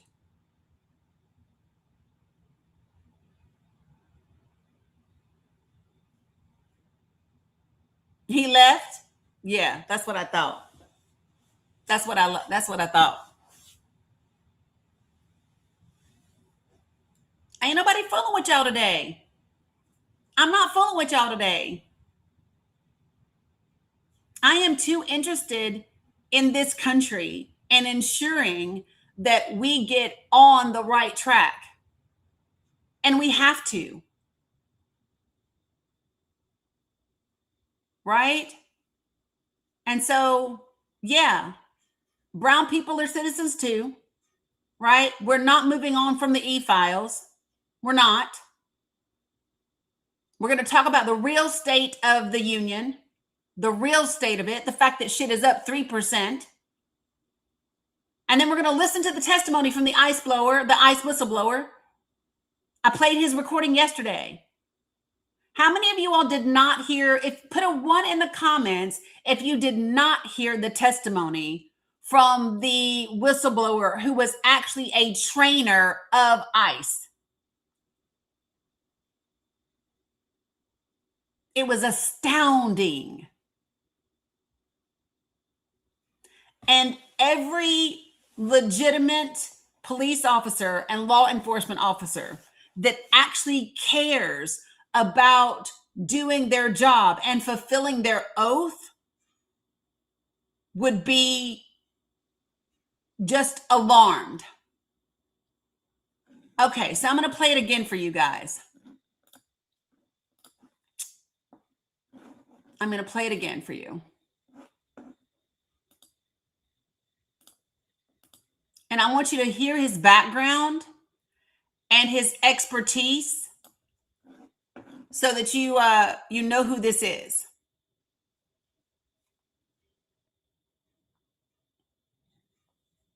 So I'm going to see. Yeah, I'm alarmed, not surprised, but alarmed. Yeah. So here we go. All right. There's one sentence he says that absolutely blows me away. I'm going to share my screen for a little bit with you guys on TikTok until I turn it around so that TikTok doesn't get me. Okay. Here we go. Oops, let me turn up my volume for people. Thank you, Senator. Thank you, Senator Blumenthal, Representative Garcia, members of the committee. My name is Ryan Schwank. I swore an oath to uphold the Constitution when I joined ICE on August 1st, 2021, as an Assistant Chief Counsel. I followed that oath for 4.5 years. So I want y'all to listen. He was an Assistant Chief Counsel. That means he was a lawyer for ICE. He joined ICE in 2021. Working side by side with ICE officers. And I followed it when I resigned on February 13th, 2026, a little over a week ago, so that I could speak to you today. I am here because I am duty-bound to report the legally required training program at the ICE Academy is deficient, defective, and broken. Oops, sorry, y'all. 5 months ago, I was asked to teach the law to new cadets at the ICE Academy in Glencoe, Georgia, where ICE is training its new, inexperienced recruits. I volunteered, those without law enforcement training, I volunteered to take on this assignment based on my experience in law enforcement oversight, So he could... including at the state and local level prior to my work with ICE. On my first day, I received secretive orders to teach new cadets to violate the Constitution by entering homes without a judicial warrant. For the last 5 months, I watched ICE dismantle the training program, cutting 240 hours of vital classes from a 584-hour program. Classes that teach the Constitution, our legal system, firearms training, the use of force, lawful arrests, proper detention, and the limits of officers' authority. For example, they ceased all of the legal instructions regarding use of force. This means that cadets are not taught what it means to be objectively reasonable, the very standard which the law requires them to meet when deciding whether or not to use deadly force. Our jobs as instructors are to teach them so well that they can make split-second decisions about what they can and cannot do in life or death situations. Yet, in the name of churning out an endless stream of officers, DHS leadership has dismantled the academic and practical tests that we need to know if cadets can safely and lawfully perform their job. They eliminated the academic and performance tests that allow the trainers to know if they know how to do their job. All to satisfy an administration demanding they train thousands of new officers before the end of the year. DHS told the public that new cadets receive all the training they need to perform their duties, that no critical material or standards have been cut. This is a lie. ICE made the program shorter, and they removed so many essential parts that what remains is a dangerous husk. No reasonable person would believe a training program suddenly cut nearly in half could meet the minimum legal requirements. These aren't abstract rules. They're required in regulations such as 8 CFR 287G1. Congress requires immigration officers to meet minimum standards for a reason. Yep. ICE cannot lawfully perform their duties, make arrests, carry weapons, and use force without passing appropriate training. New cadets are graduating from the academy despite widespread concerns among training staff that even in the final days of training, the cadets cannot demonstrate a solid grasp of the tactics or the law required to perform their jobs. Without reform, ICE will graduate thousands of new officers who do not know their constitutional duty, do not know the limits of their authority, and who do not have the training to recognize an unlawful order. It was astounding to me when he said that. He said they are going to graduate without the knowledge to be able to recognize an illegal order. To scare everyone. DHS assures the public these cadets can get the job training on compensate for anything missing at the academy. This is a lie. Many graduates go to their home office just long enough to get their gun, their badge, and their body armor before deploying to places like Minneapolis and other ICE operations with minimal supervision. It's shocking that anyone would think this is safe or responsible. And this pattern of lies is not isolated. It extends beyond the training program to include deceiving Congress and the public about the rules followed by ICE officers once they graduate. On my first day at the academy, I was instructed to read and return a memo in my supervisor's presence, which claimed ICE officers could enter homes without a judicial warrant. The acting ICE director authorized the very conduct that DHS, in its own 2025 legal training materials, had called the chief evil against which the wording of the Fourth Amendment is directed. That is, physical entry of the home without consent or a proper warrant. Never in my career had I ever received such a blatantly unlawful order, nor one conveyed in such a troubling manner. Incredibly, I was being shown this memo in secret by my supervisor, who made sure that I understood that disobedience could cost me my job. Yep. ICE is teaching cadets to violate the Constitution, and they were attempting to cloak it in secrecy by demanding that I lie about it. I am here to convey to the public the danger that is being created at the ICE Academy. I know from my conversations with many facility members, many of the faculty, that I am not alone in my fear. Law enforcement is a deadly serious business. It is not a place for shortcuts. Deficient training can and will get people killed. It can and will lead to unlawful arrests, violations of constitutional rights, and a fundamental loss of public trust in law enforcement. ICE is lying to Congress and the American people about the steps it is taking to ensure its 12,000 new officers faithfully uphold the Constitution and can perform their jobs. I'm grateful for the opportunity to speak to you today and happy to answer any questions you have now or in the future. Thank you for your attention. Thank you. So for the person who said, who's going to hold them accountable? It will have to be the American people when we elect a majority Democrat Congress. That's what has to happen.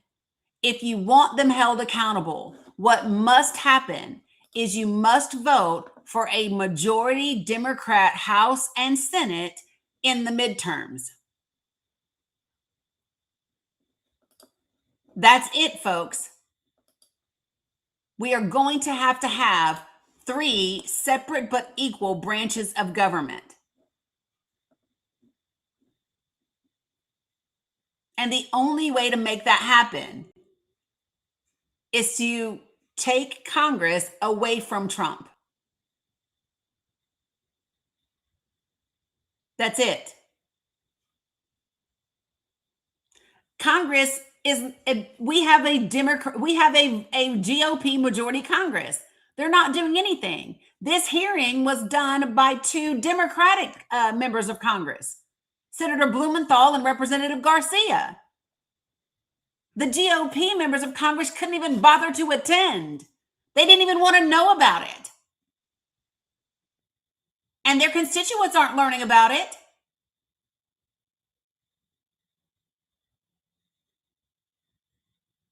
So, like, here's my thing. Whether you like the Democratic Party or not, because I'm not a Democrat. No GOP attended.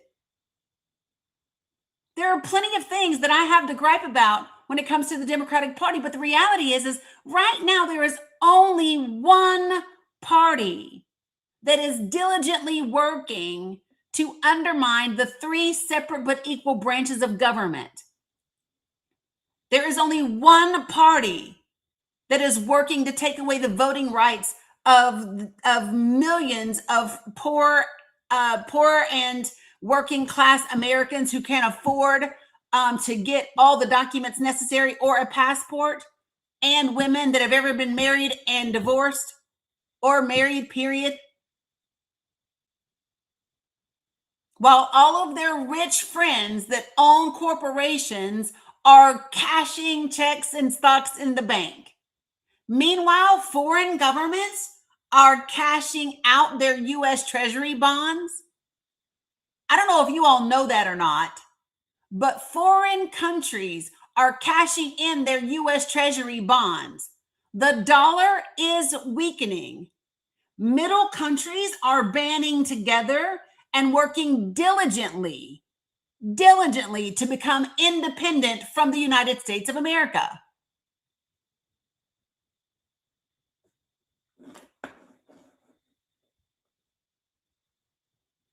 Like, this is real, folks.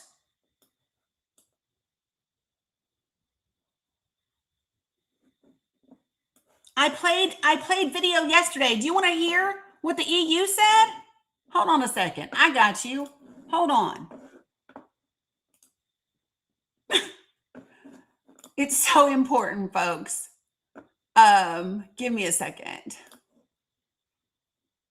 Hopefully I didn't delete it already, because sometimes I do.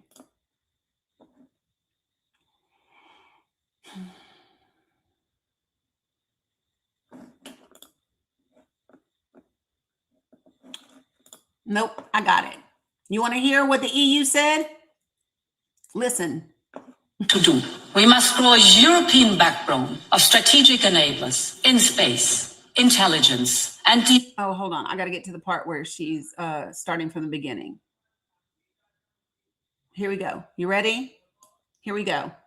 By 2028, defense investment in Europe is even projected to exceed the amount the US spent on such equipment last year. This is a true European awakening, and this is only the start of what we need to do. We must grow a European backbone of strategic enablers in space, intelligence, and deep strike capabilities. No taboo can go unchallenged. She said by 2028, the Europe will spend in its defense more than what the US spent on those same weapons for them last year. They are 100% getting away from us so that they are not dependent. Yeah. Hold on. I got another one. He sure did, Thomas. So here's, let me see if this is the beginning of this speech. Hold on one second. And right after Davos, listen, the next weekend, I will travel to India. There's still work to do, but we are on the cusp of a historic trade agreement. Indeed, some call it the mother of all deals. One that would create a market of 2 billion people, accounting for almost a quarter of global GDP. I want you guys to hear what she just said, because they closed this deal. Europe, the EU, and India closed this deal, you guys. They closed this deal. It is the largest free trade agreement out there. It is a free trade agreement between the EU and India. and it accounts for 1/4 of the global GDP and covers 2 billion people. They already taken immigrants, Dynamite. You just sound silly and not well informed. 1/4 of the global GDP. They closed this deal. Listen to it. And crucially, that would provide a first mover advantage for Europe with one of the world's fastest growing and most dynamic continents. They have first move. Europe has first move with India. Europe wants to do business with the growth centers of today and the economic powerhouses of this century. Listen. From Latin America to the Indo-Pacific and far beyond, Europe will always choose the world, and the world will choose is ready to choose Europe. She said Europe will always choose the world, and the world is ready to choose Europe.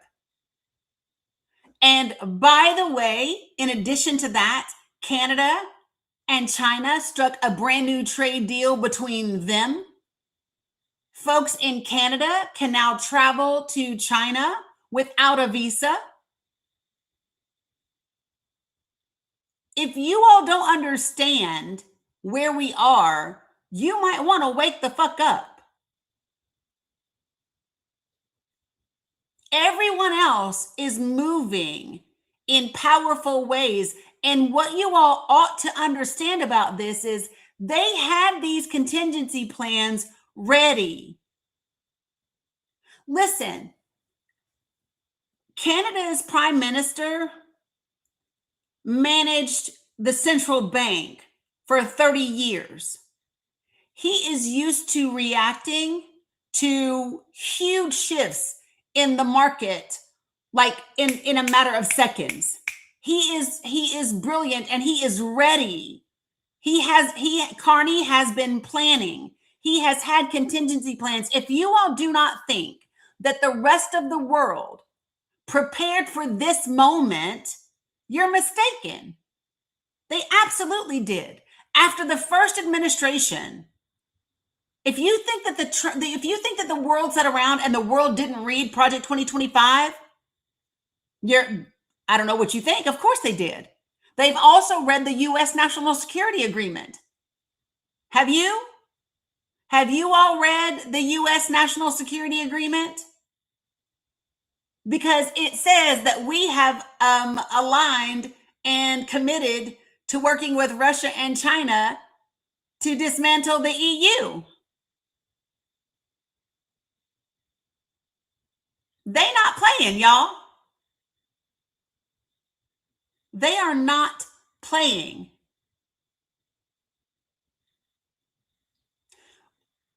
When Donald Trump made his little announcement about tariffs in Canada, Mark Carney came out in 9 minutes.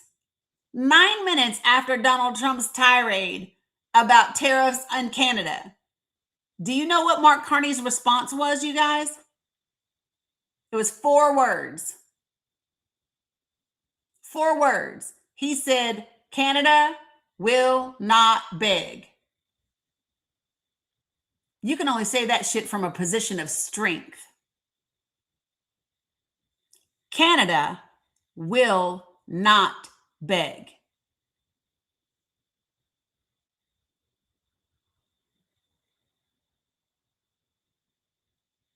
Man, listen. That's when somebody bluffs at the poker table and you just take all your chips and put them in the center. That's what that is. That's when the person is like, hands down, da, da, da. And that's when all they do is look at you and pick up all their damn chips and go, I'm all in. They have been preparing for years for what they hoped did not happen and for what eventually did. They were hoping that the American people were going to get it right in 2024. They really were. They were hoping that the American people were not going to reelect Donald Trump. But we did. But we did. And the world and the rest of the world said, all right, it's time to start putting together our contingency plans. Individually, we're not strong enough, but collectively, we are.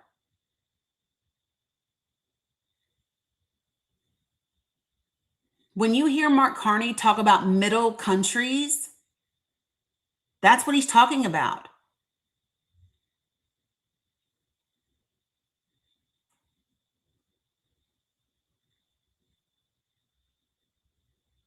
And like, this is something that y'all need to really understand.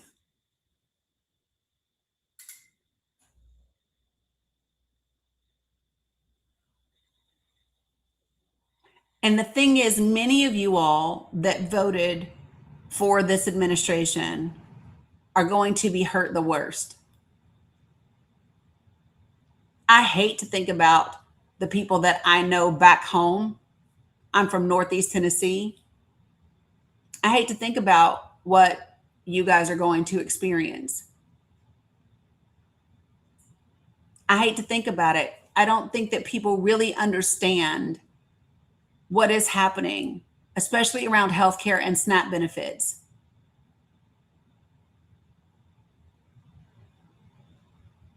So, for my folks back home that are listening to me,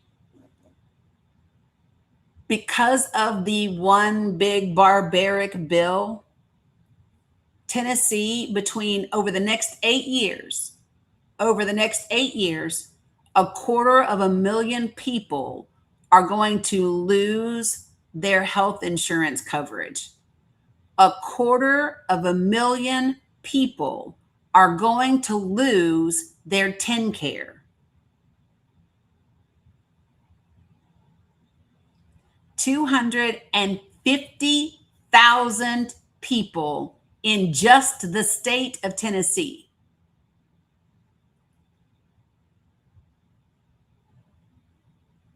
In Tennessee, 160,000 people are going to lose part or all of their SNAP benefits.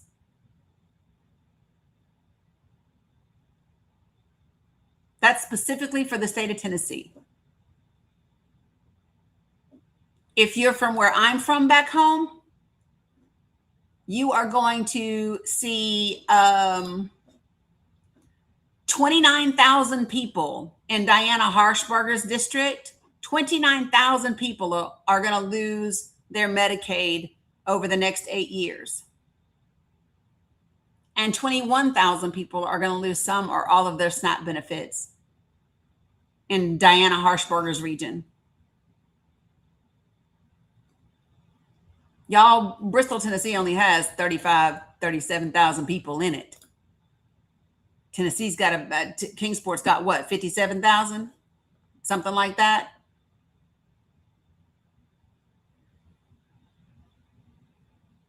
And this is a fact. This is literally a fact.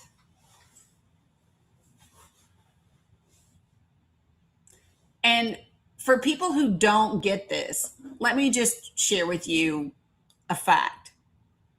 Across this entire country, 70% of people on Medicaid, 70% of people that are on Medicaid are working.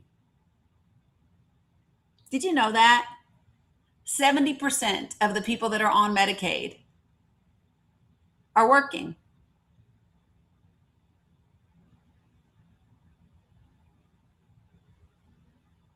Crazy, right?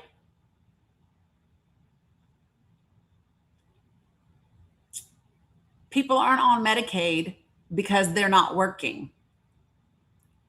The people that are on Medicaid that aren't working are the people that are disabled and in nursing homes.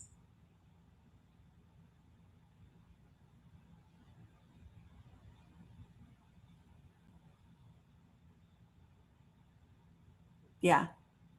And by the way, for people saying to me, well, no, this is the working age adults. It's the working age adults. Working age adults, 70% of them are working.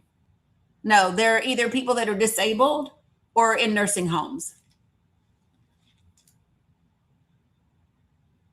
I know that Medicaid is for them too, but children are not in the numbers that I just gave you. Buenos dias, Mr. Barrios. Children are not in that number because children can't work, right? So when we talk about what percentage, it's what percentage of working age people on Medicaid are working, and it's 70%. And for the person who says, oh, well, you're scaring people for no reason. No, I'm sharing information that people should be fucking scared of. And unlike this administration, I'm not scaring people with brown people and telling people that we're being invaded by brown people from the southern border when we're not. So if you want to talk about scaring people for no fucking reason, I need you to talk to the GOP and miss me with your bullshit. You can miss me with all that bullshit. All that, the woke radical left, the immigrants, they're just pouring out of their jails and their prisons and their, no.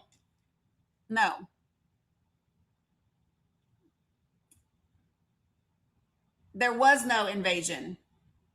I bet you the people in my chat that are talking about immigration, I bet you can't tell me what an unauthorized immigrant is. Did y'all notice all of a sudden the Haitians stopped eating the cats and the dogs? Right, Carol? Right? Did y'all notice that? All of a sudden the Haitians aren't eating the cats and the dogs or the ducks. Hey, Sherry, how are you? It's amazing, isn't it?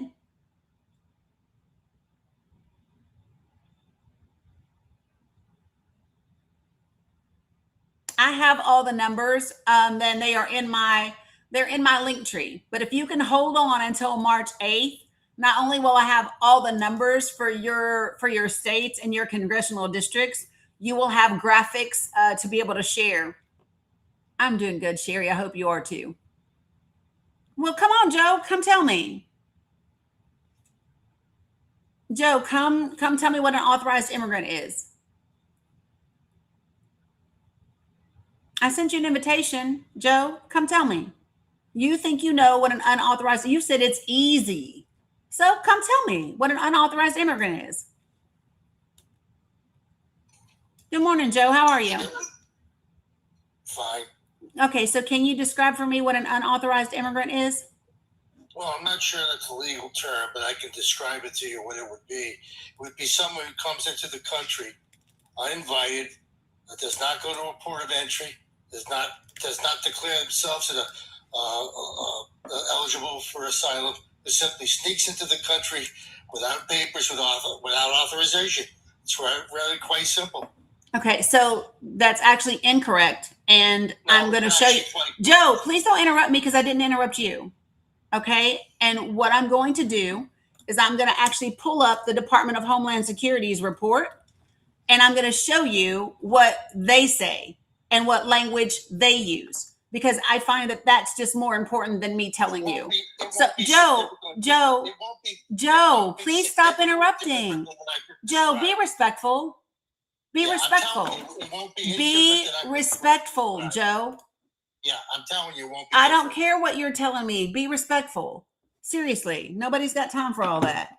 Well, this is a conversation. So, well, no, listen, no, a conversation doesn't mean that you get to keep interrupting me. That's not what a conversation means. This is how it works. No, it's not. So let me just show you guys. So this is the report from the Department of Homeland Security. Estimates of the unauthorized immigration population residing in the United States, January 2018 through January 2024. It came out April of 2024. This is the last report. This is the last report that we have. This is not a definition. I'm going to show you the fucking definition, Joe. Shut up.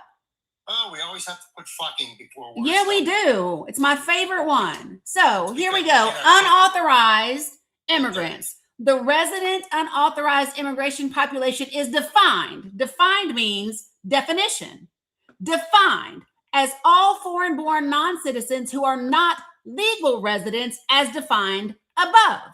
Most unauthorized immigrants either entered the United States without inspection or were admitted temporarily and remained past the date they were required to depart. Persons who are beneficiaries of temporary protected status, deferred action for childhood arrivals, also known as DACA, or other forms of prosecutorial discretion, who are residing in the United States of America while awaiting removal proceedings, are also included in the estimates. Unauthorized immigrants who are applying for adjustment to their legal permanent resident status are also considered to be part of the resident unauthorized population until they have been granted legal lawful permanent residence. Anyone that does not have legal permanent residency status is defined as an unauthorized immigrant. And the thing about those numbers are, when you look at the chart for those numbers, what you will see, hold on one moment. I'm going to make this a little larger so that people can really see it. What you will see is that the total number that we had in 2022 was 11 million in this country. And if you look, out of those, 1.5 million arrived in this country between 1980 and 1990. 3.4 million arrived here between 1990 and 1999. 3.9 million arrived here between 2000 and 2009. And 2.3 million arrived after 2010. So when we talk about... But what we're saying is we don't have the stats for the latest years. No, that's not what we're saying. Yeah. No, what we're saying. So, Joe, the reason, Joe, that I pulled up this is because this report gives you the definition, Joe. Yes. I will show you the recent stats. Yeah, let me I will show you the recent stats. The reason I pulled up, you know what? I'm not. I will show you all the recent numbers. The reason I pulled up this report is because Joe wanted to argue with me about what an unauthorized immigrant is. This report defines what an unauthorized immigrant is. This report will not give you these stats because these have not come out yet.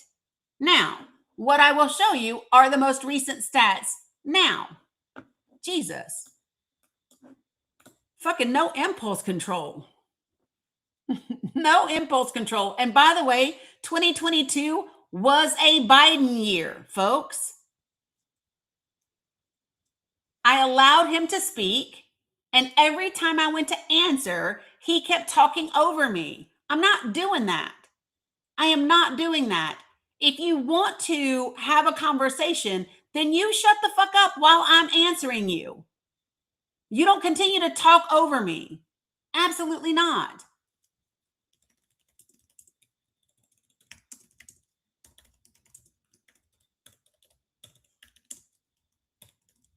Whoops.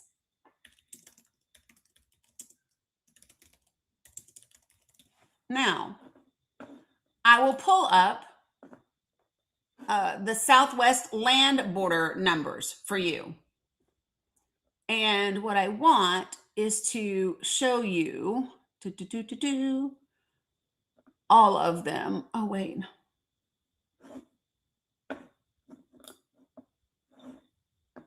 I wonder, hold on. I want the one that has all of them, all of the years. This one doesn't go back far enough. It only goes to 2023. So 1 second.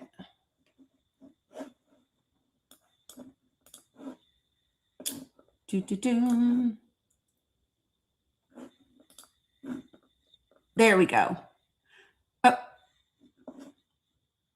Did it? I don't want the Air Marines. Okay, perfect. This is the one that I want. So what I want to do is I will share with you all what this means, and then I'm going to give you all additional information so that you know what these words mean. And because definitions are important. All right. So I didn't ask you if you can read. That's not what I asked you. Matter of fact, I didn't ask you anything. So what you will see when we look at Customs and Border Patrol fiscal year numbers, okay? When Donald Trump took office under his first administration, we had 526,901 encounters, right? Enforcement encounters. Now, what's important to know about encounters is that means we actually encountered them as they were trying to enter the country. Whether that's, and this will tell you whether they came in at a point of entry. This will tell you whether or not they came in a different way, right? And so an encounter means that we actually encountered them. If we don't encounter them, that's called a got away. And because we don't encounter them, all we can do is estimate the number of people that quote unquote got away. Now, I've had people tell me that high numbers is bad, right? Not true. Because if that were the case, every year that Donald Trump was in office until COVID happened, his numbers got bigger. So tell me this, folks, if lower numbers are better, why did Donald Trump's numbers increase every single year under his first administration?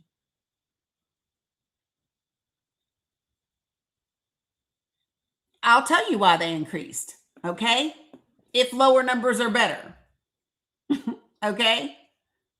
No such thing, Carol.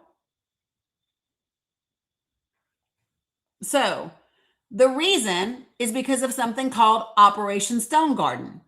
Now, if you don't know what Operation Stone Garden is a grant program. That grant program, when it first started, allotted about $65,000 or so to Customs and Border Patrol to increase the numbers, to hire more people, to effectively govern the border, right? The problem is there was an investigation into the use of the funds for Operation Stone Garden. And that's why you see the numbers increase here, because they actually investigated, found that they weren't spending the money to actively patrol the border, and they cracked down on the fulfillment of that. Give me 1 second, and I will show you that information as well. All right? So give me 1 moment. Hold on. I'll tell you. And it was probably million, yes. I probably said thousand.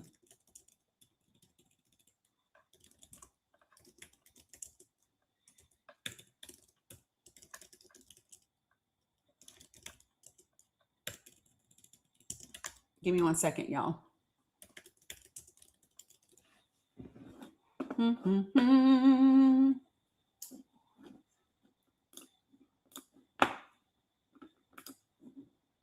Now, let me show you the grant program.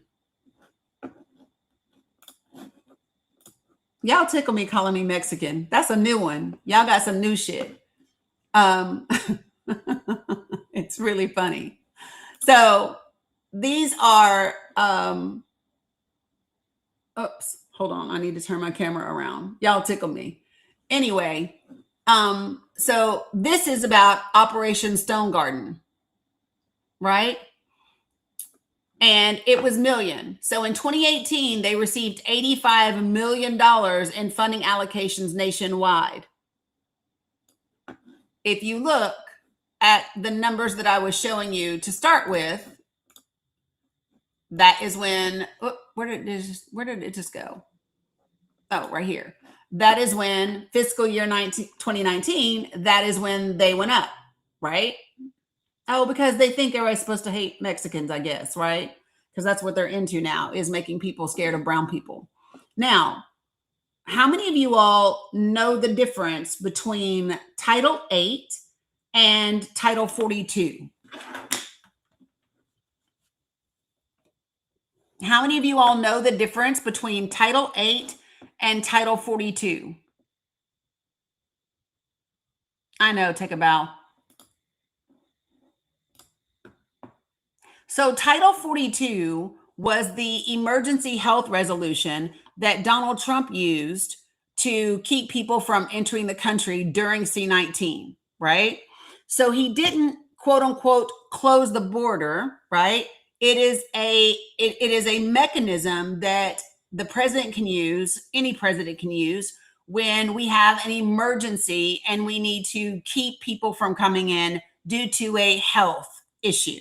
So that is Title 42. Title 8 is our run-of-the-mill immigration law. Okay. And here's the thing. Joe Biden wanted to go back to Title 8, and it's different. So just so that you guys know, no, remain in Mexico is something different, I smoke.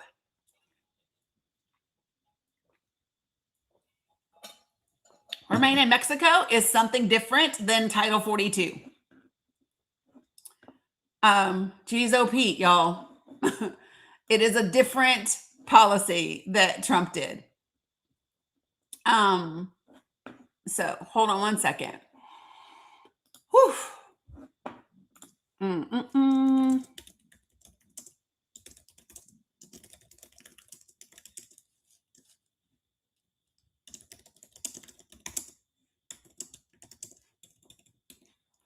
So I'm going to show you all something.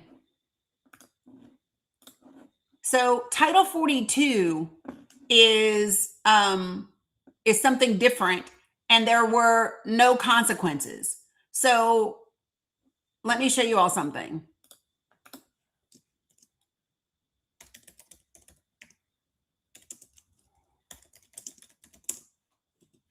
So let me tell you all what happens, okay? I want to give you all a little bit of information, okay? Because it's really important to understand exactly what it means. So Title 42, when you were brought in under Title 42, there were no consequences, right? And I'm going to even show you something from a couple of different agencies, including the Cato Institute. And the Cato Institute tends to lean right. It's a right-leaning organization, just so you all know. So under Title 42, if someone got caught trying to come into the country, right, they were just immediately expelled.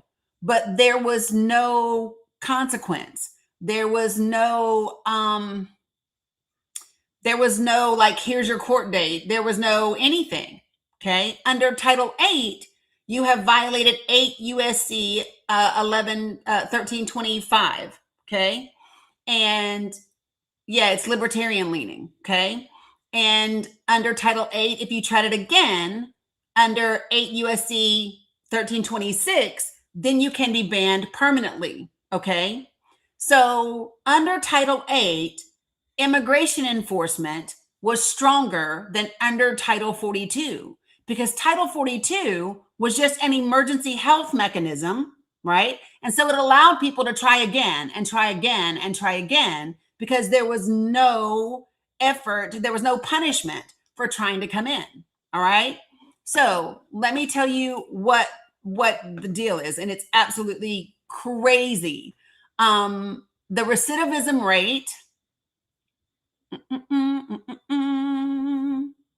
Oh, this is a great thing. It shows you. Yay! Okay, hold on. I'm excited because I got a document that breaks it down for you specifically. Which one is this? Okay. So this document. I get so excited when I get something that shows you absolutely everything that I'm talking about, so that you can see it for yourself. It makes me very happy. Okay, so let me show you. So this is a comparison between Title 8, which is our regular immigration law, and Title 42. So Title 42, the authority is under the public health. This is what Trump did. Title 8 is our regular immigration and border law. Under Title 42, they were only processed for 15 minutes, right? Under Title 8, they're processed for an hour and a half. Under Title 42, there's no penalty. Under Title 8, it's a misdemeanor. They get a possible fine. Under Title 42, if they repeat it, there's, again, no punishment. If they try it a second time under Title 8, it's a felony, right? Which means they can get punished. They can also be barred from future access. Under Title 42, our recidivism rate was 27%. So almost a third of the people that tried to enter the country under Title 42 tried it again. Under normal Title 8, only 7% of the people try it more than once. Under Title 42, immediate removal. Under Title 8, they have immigration proceedings leading to multiple court dates. Okay? So this is why you saw Joe Biden's numbers go through the roof, because people were trying again and again and again because there was no penalty. Joe Biden actually tried to lift Title 42 and go back to Title 8. And guess what? The Republicans blocked him and they took it to court and the judge blocked him. So let me show you what the judge said. Give me 1 second.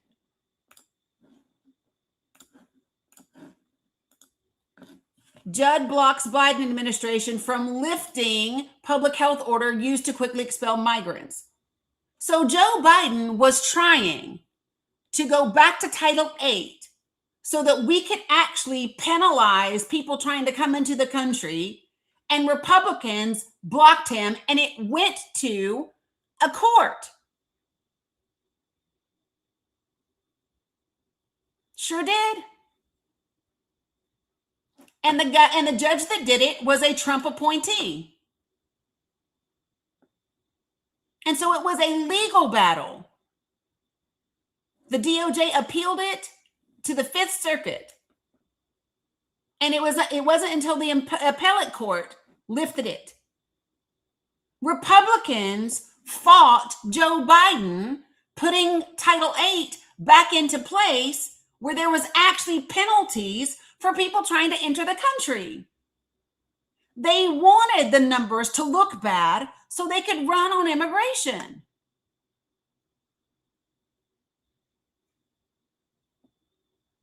They didn't care what it did to the country.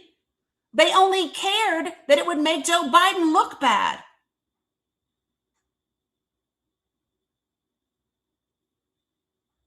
So these are actual facts, folks. This is not me having an opinion. I do have an opinion, but my opinion is based on fact.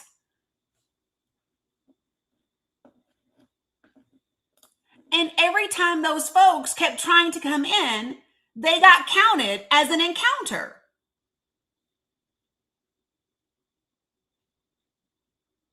And encounters are not admissions. When you encounter people, that means that you are actually catching them trying to come into the country.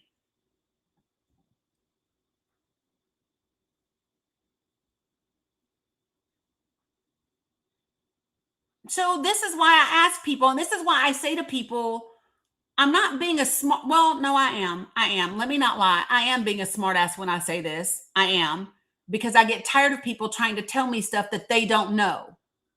Let me just tell you, I get tired of people arguing immigration with me and you haven't done your due diligence. I did my due diligence. Do you want to know how I found out about all of these things?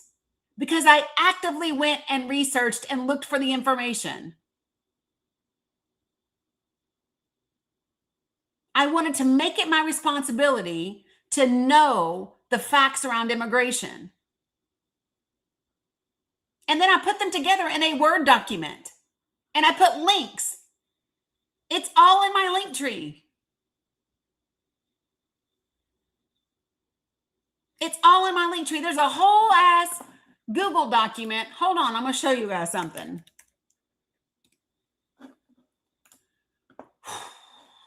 This is just one document that I made for people.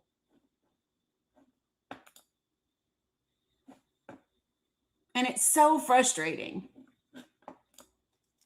When I say to people, if you don't know what Title 8 is, Title 42, if you don't know what Operation Stone Garden is, if you can't define for me what an unauthorized immigrant is, If you can't do any of that, you are not qualified to discuss immigration with me in a debate or in an argument. And I'm not saying that because I'm above you or whatever. I'm saying it because you are literally not qualified.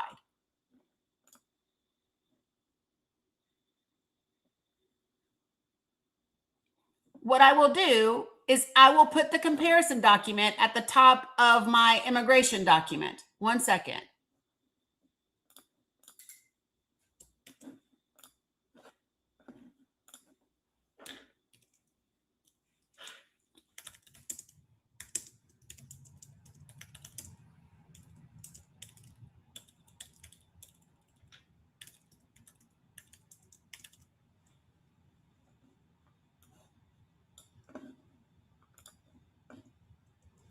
And what I do is it's actually linked.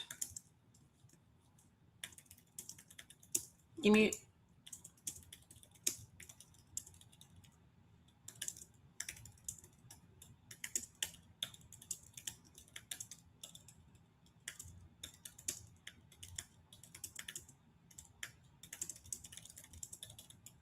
Give me 1 second, folks.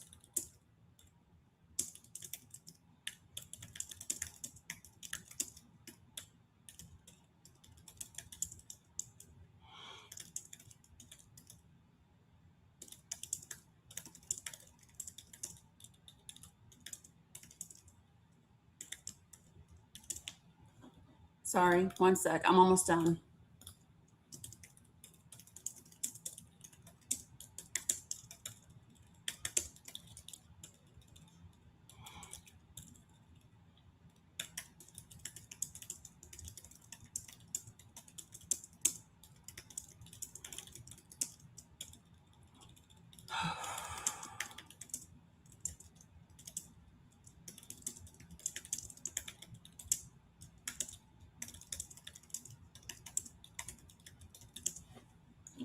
All right, so I added this to the beginning of this document for you, and now I'm going to show you the document, right? So this is just one of a plethora of things that I have made for folks so that you know. So this is Border and Immigration Resources. This is the comparison. I just put it at the top for you. Okay. This is the link to asylum law. This is the law that outlines that unauthorized immigrants are not eligible for federal benefits. These are the exceptions to those things. This is actually the law. This is Title 42, which is the emergency health rule that Trump put in place. This is Title 8, our actual immigration law. This is the undocumented immigrant versus U.S. citizens crime rates DOJ study. This is another crime rate study for unauthorized immigrants from the Brennan Center. This is a report from the New York City Police Department also about crime rates, right? And how they decreased. This is unauthorized immigrant crime statistics from Customs and Border Patrol. This is the same estimate document that I just showed Joe that he didn't want to see. This is the backlog of immigration cases that we had when Donald Trump took office, which was over 500,000. And when he left office, it was almost 1.3 million. That's what he left Joe Biden with. These are the stats that actually shows 88% of the folks that are bringing this stuff across the border are actually U.S. citizens. 82% of them men, right? This is the information about unauthorized immigrants paying taxes. This is the new performance plan that Donald Trump put into place under his first in his first administration that caused 45 judges, immigration judges, to leave. This is the fact that the largest segment of unauthorized immigrants in the country are actually people overstaying their visas. Yeah. And this is a link from Public Integrity showing that we actually need more immigrants. This resource has been in my link tree since before the 2024 election. It doesn't get any easier for you to go find facts.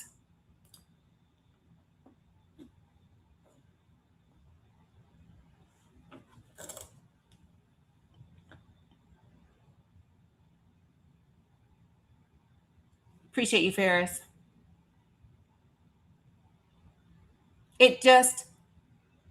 The frustration that I encounter when you all see me get worked up, it's not that somebody's triggering me. It's not that.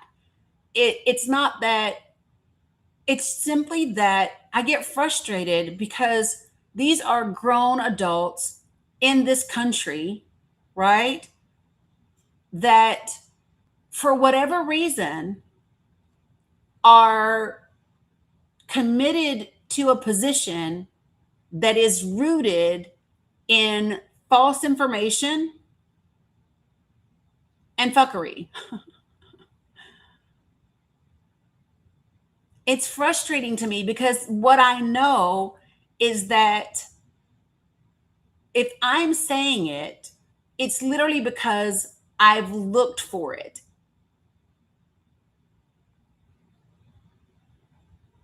And so when I get irritated, when I get worked up, it is because I actually give a damn about the country. If I didn't care about the country, I literally would pack up my whole family and be like, deuces.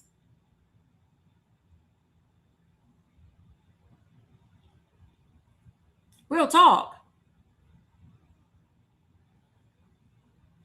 Ignorance, I can deal with all day. Somebody just not knowing something, I can deal with that all day. What I can't deal with is willful ignorance, like deliberate, intentional ignorance and a refusal to accept facts. That's the part that gets me. If I had a choice to go, where would I move to?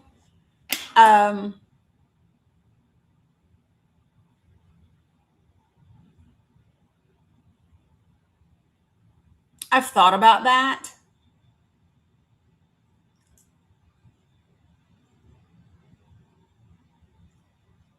And there are places that are paying there are places that are paying people to come to their countries.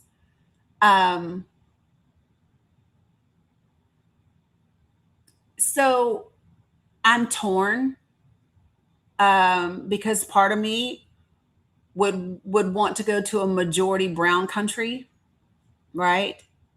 That's where I'm torn because that's what I would rather do, right? And at the same time, I think about proximity. I think about universal health care. I think about all of those different things. And it kind of, moves things around. So, so right, Renee. So when I think about it from that perspective, Canada comes up first. Canada comes up first. Yeah, Marilyn, do you know what's crazy about me? Is the only reason I love research and data is because it's what I need to give people accurate information. What's up, Doug? No, Macker, but I would learn. No, Tracy, I didn't. That'll be the last hour because I have to go at 1. Right? But that's literally what my thoughts are. What's up, making magic? And so that's kind of where I come down. But my first choice would be not to go anywhere. My first choice would be to actually get the country on the right path. Hey, Irvet, right? I would love to see people in this country in office who just cared about the people. Purse mouth, I don't think so. Appreciate you. But you know what I mean? Like, I would love to see people in office that were truly about making the government and the country work for the people and not for corporations. You know?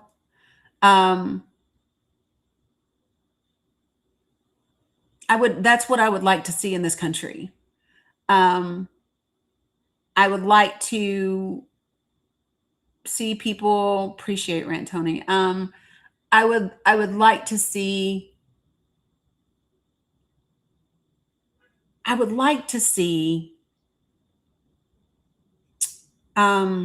like an actual plan and a pathway for things, right? So I am not saying that, so like if it were up to me, and it is not, but if it were up to me, one of the first things that I would do with a Democratic administration is I would fully fund the FTC. I would take all of the funds, those extra funds that Spain has a great program, Lanny. So if you're a digital person, like a digital marketer, a digital whatever, Spain has a digital visa plan where all you have to do is show your income for 6 months or whatever, and you can come and you can live there for 6 months before you have to do everything else that goes with it.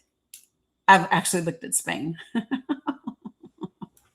But let me finish. So I would take the extra funding for ICE. I would reallocate those dollars to the FTC. And the first thing that I would do would be to go after big tech. I would go after big tech, and I would go after healthcare systems and insurance companies. I would break up the monopolies. If you are a, yeah, I'm good, Boxer Mom.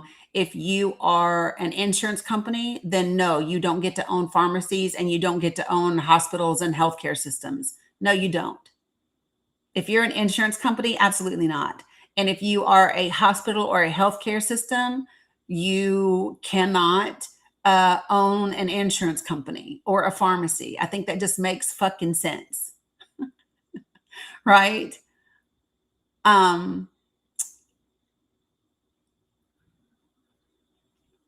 When I say big tech, so I do mean AI and data centers focused, but I also mean big tech. I also mean, for example, Facebook having Facebook and IG and WhatsApp and Threads and you know what I mean? All of those different things, the monopolization of all of our media platforms, right? So this idea of CBS and Paramount and such and such and such and such, and you know, all of a sudden your news is controlled by 5 organizations. Absolutely not. Absolutely not. I think that we should make it easier for independent media companies. Yeah, that's exactly what CBS is taking heat for at the moment, Tracy. Yeah. Mm-hmm. Yeah. Because I think that breaking up the monopolies that we have in this country is one of the first ways that we start to bring down prices for consumers.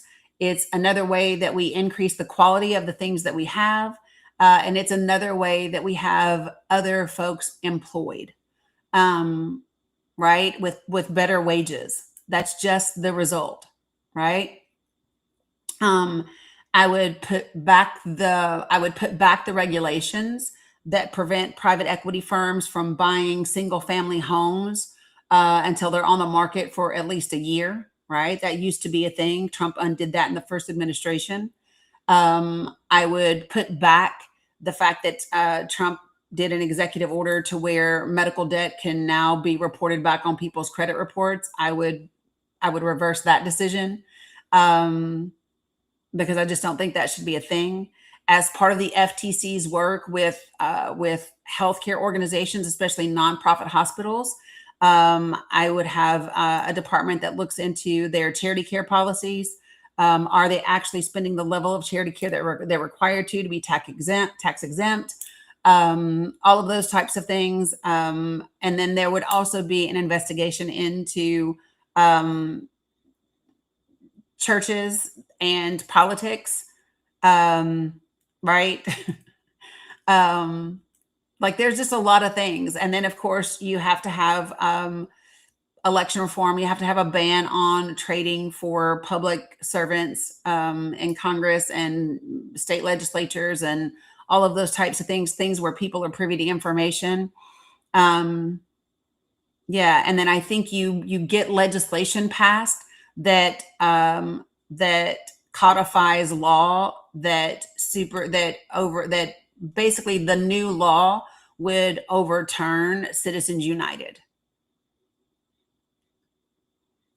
right? So I would codify. I would want Congress to codify a law and develop a law that would codify overturning Roe v. Wade as well as Citizens United. Yeah, the Department of Education would be high on the list. I just think that there's a lot of things that we could do, and they're not difficult things, and they are the things that we absolutely have the funds for. We do. Guys, if we can hand ICE another $75 billion, if we can give the Board of Peace that has nothing to do with the United States of America $10 billion, we can do these things for the American people. We can. You just have to start putting people over profits. And the super uber wealthy can learn to live. And I mean, nothing is going to change about their lifestyle. When you can lose $100 billion and it not change the way you live, right?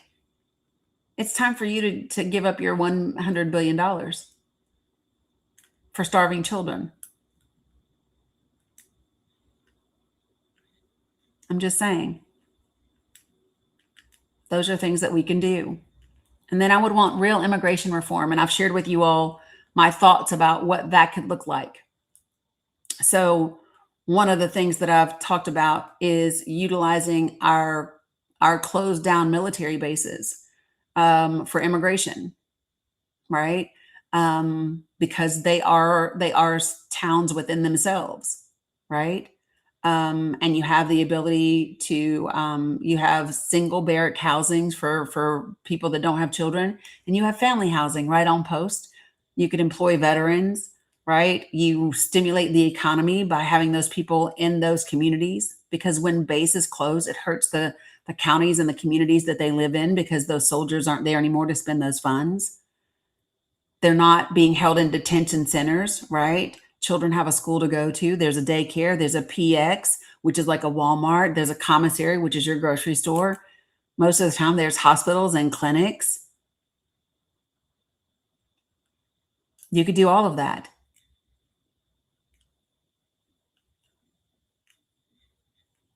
And for me, it would be, and so just like now, we track everybody that comes on and off post, right? There's no reason that we couldn't hire veterans, right? And track folks. So if they get a job, if an immigrant gets a job out in the community, like they get jobs right now, they get ITIN numbers, right? Then you know when they leave and go to work, and you know when they come back. So it's not like they're being held in a detention center or in prison, right? But they have the ability to do that.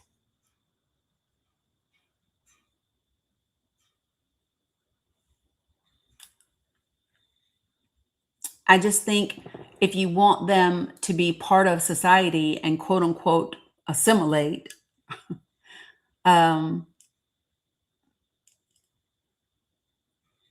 yeah, I mean, Jalingo, because it's never been about them not working, right? It's never been about unauthorized immigrants not working.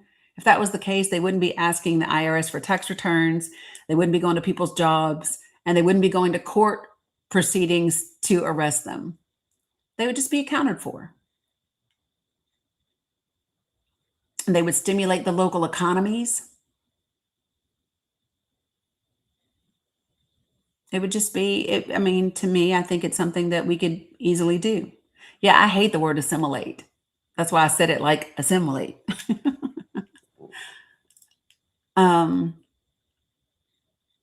But you know, to me, these are viable solutions. These are things that can happen.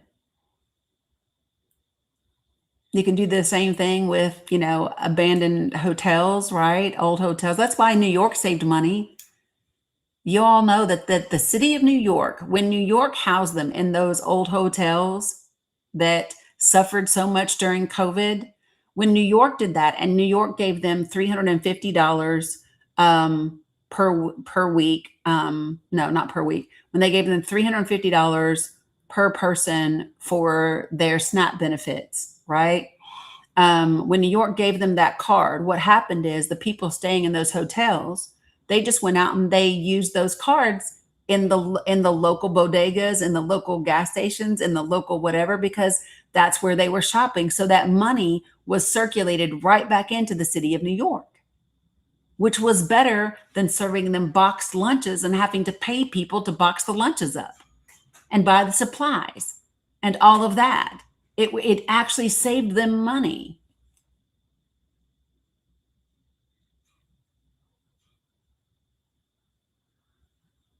I don't know what you're asking me, Maida.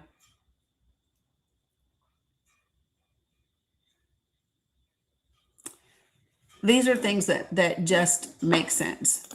So I've got 1 hour left, folks, with you. And I want to use that last hour to talk about the children of Dili.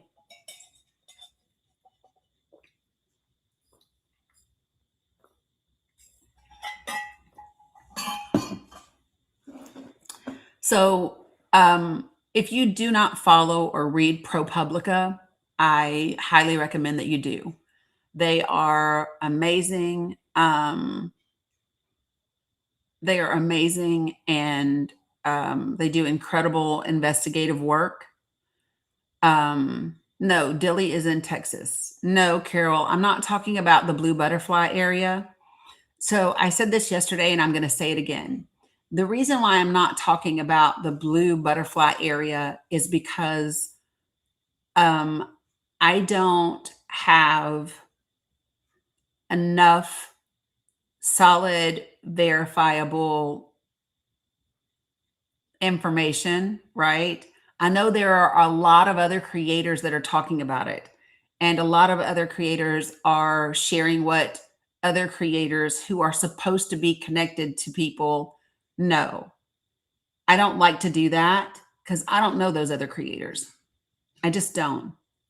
And until I know it to be so, I can't do it.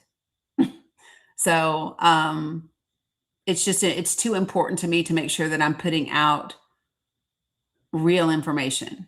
Okay. And so what people are talking about in terms of the Blue Butterfly area is allegedly they're talking about a particular place of the Dili Detention Center where teenage girls that are minors are being kept. And it's supposed to be away from everybody, and people aren't supposed to see them or talk to them. I don't know that to be true. So I can't tell you that's a thing. I can tell you that that's what people are saying, but I do not know. Okay. So what I will share with you, the images that you see on your screen come from an article that ProPublica did. And I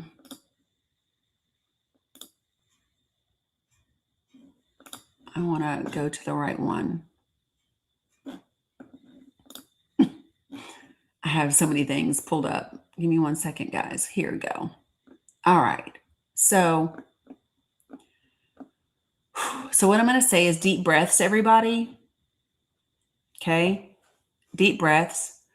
All of these children's faces that you see on your screen, those are children that are either in Dilley Detention Center or were in Dilley's Detention Center. Okay.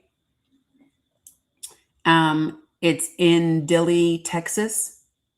Micah Rosenberg is the ProPublica reporter that talked to them over a video call. The top left, which is this girl right here for you guys. Her name is Diana Crespo.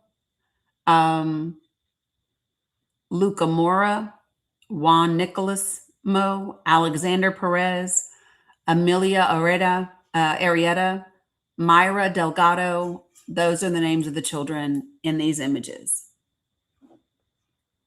And I'm just going to share with you what it says, okay? 14-year-old Ariana Velasquez had been held at the Immigrant Detention Center in Dilley, Texas with her mother for some 45 days when I managed to get inside to meet her. Reminder, not me, the journalist. The staff brought everyone in the visiting room a boxed lunch from the cafeteria. It was a cup of yellowish stew and a hamburger patty in a plain bun. Ariana's long black curls hung loosely around her face, and she was wearing a government-issued gray sweatsuit. And I'm going to say this, my immediate reaction to that description, in my head, what I automatically saw were the Palestinian prisoners released from Israel, all in gray sweatsuits. That's what immediately came to my mind when I read that description.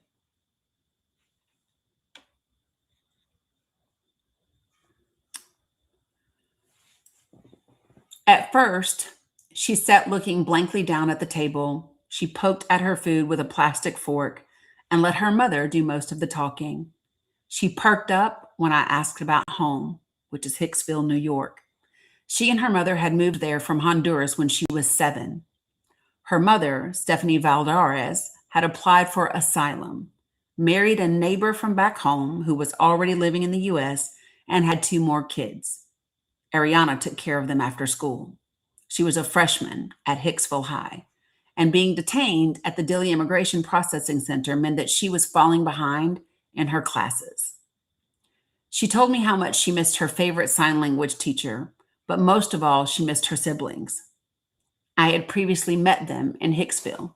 Gianna, a toddler who everyone calls Gigi, and Jacob, a kindergartner with wide brown eyes. I told Ariana that they missed her too. Jacob had shown me a security camera that her mom had installed in the kitchen so she could peek in on them from her job, sometimes saying hello through the speaker. I told Ariana that Jacob tried talking to the camera, hoping his mom would answer. Stephanie burst into tears. So did Ariana. After my visit, Ariana wrote me a letter. Quote, "My younger siblings haven't been able to see their mom in more than a month. They are very young, and you need both of your parents when you are growing up." Then, referring to Dilley, she added, "Since I got to this center, all you will feel is sadness and mostly depression."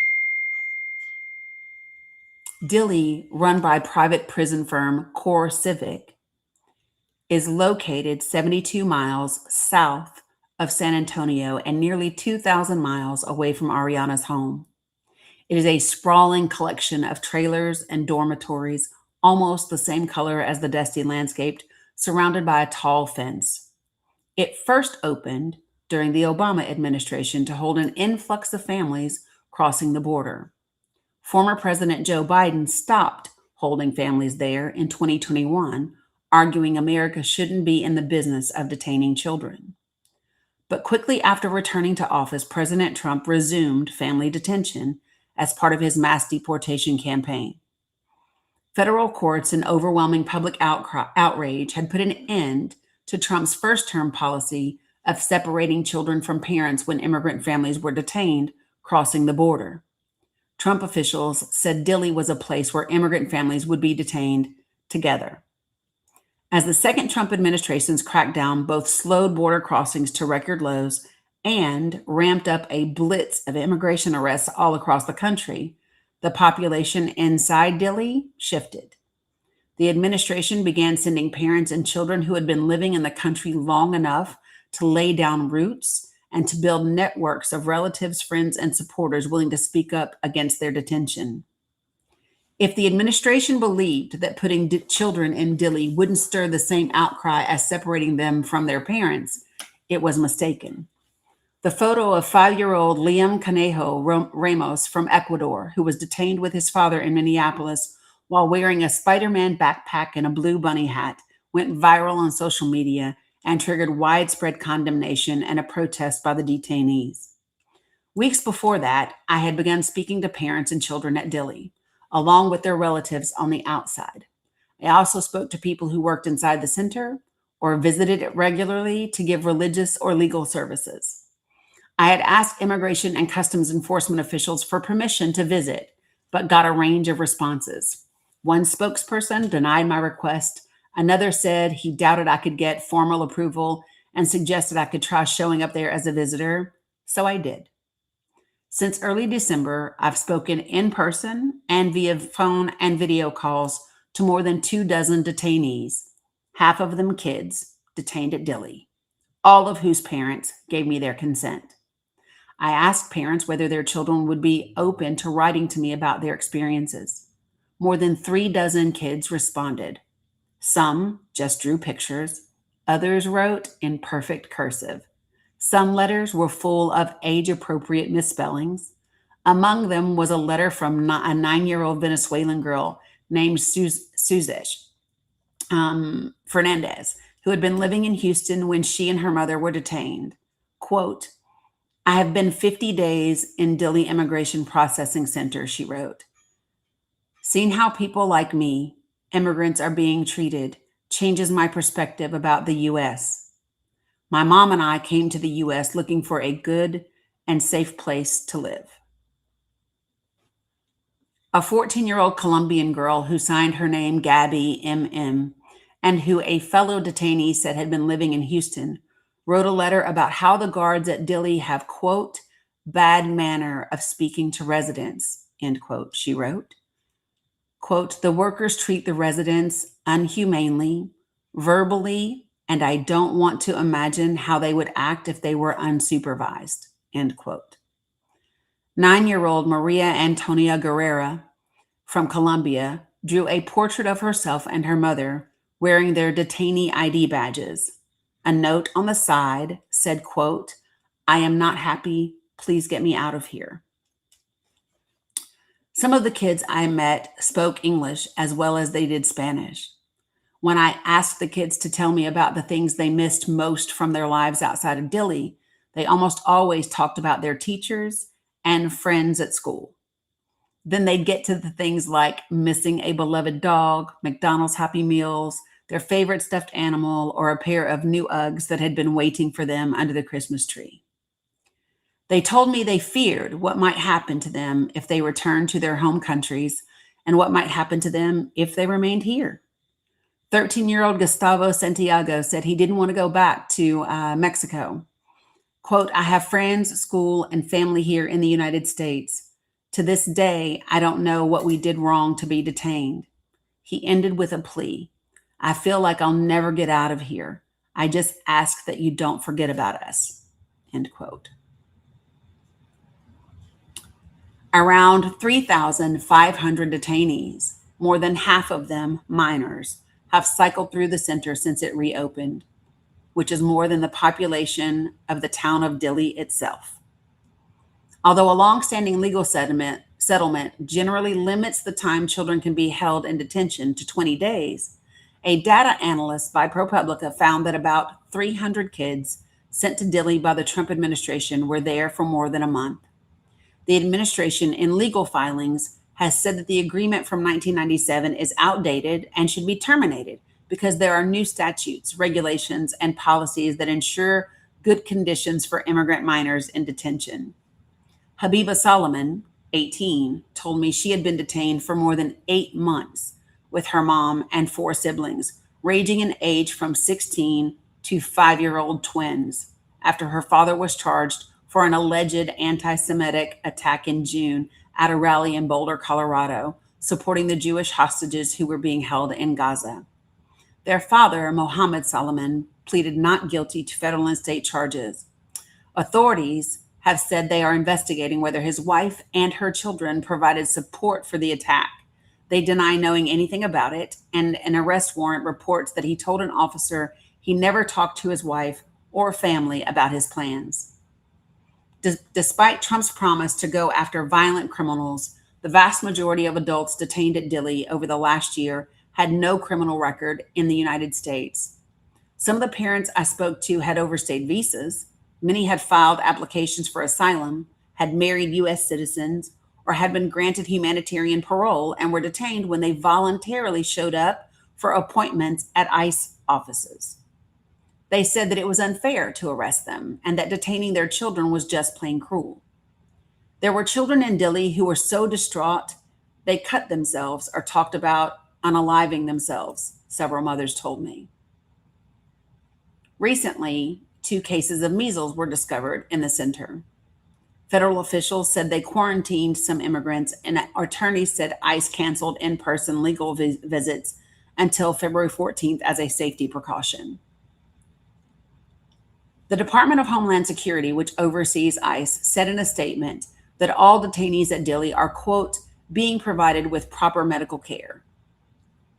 DHS did not respond to questions about individual detainees, but said that, quote, all are provided with 3 meals a day, clean water, clothing, bedding, showers, soap, and toiletries. And that, quote, certified dietitians evaluate meals, end quote. Detained parents are given the option for their families to be deported together, or they can have their children placed with another caregiver, the statement said. Core Civic said that Dilley, like its other facilities, is subject to multiple layers of oversight to ensure full compliance with policies and procedures, including any applicable detention standards. Moms told me that their kids had lost their appetites after finding worms and mold in their food.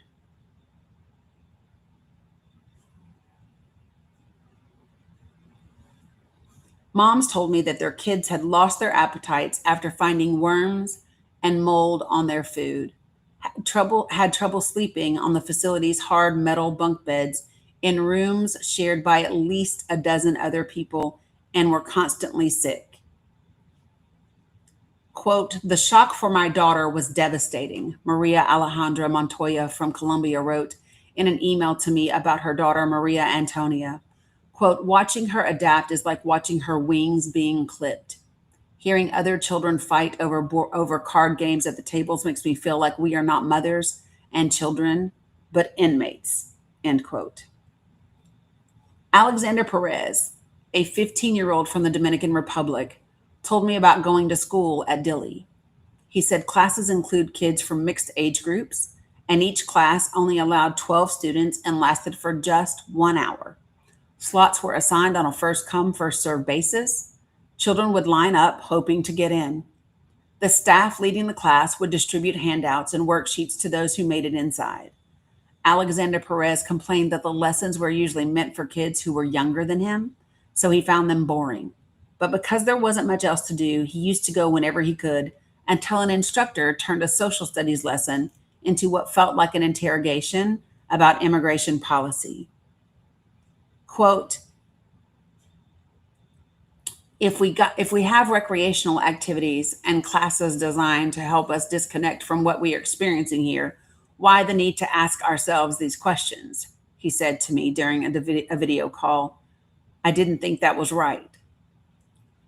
He, his mother, and his 14-year-old brother Jorge said they had been detained while traveling from Los Angeles to Houston when the bus they were on was stopped by immigration agents who checked everyone's status.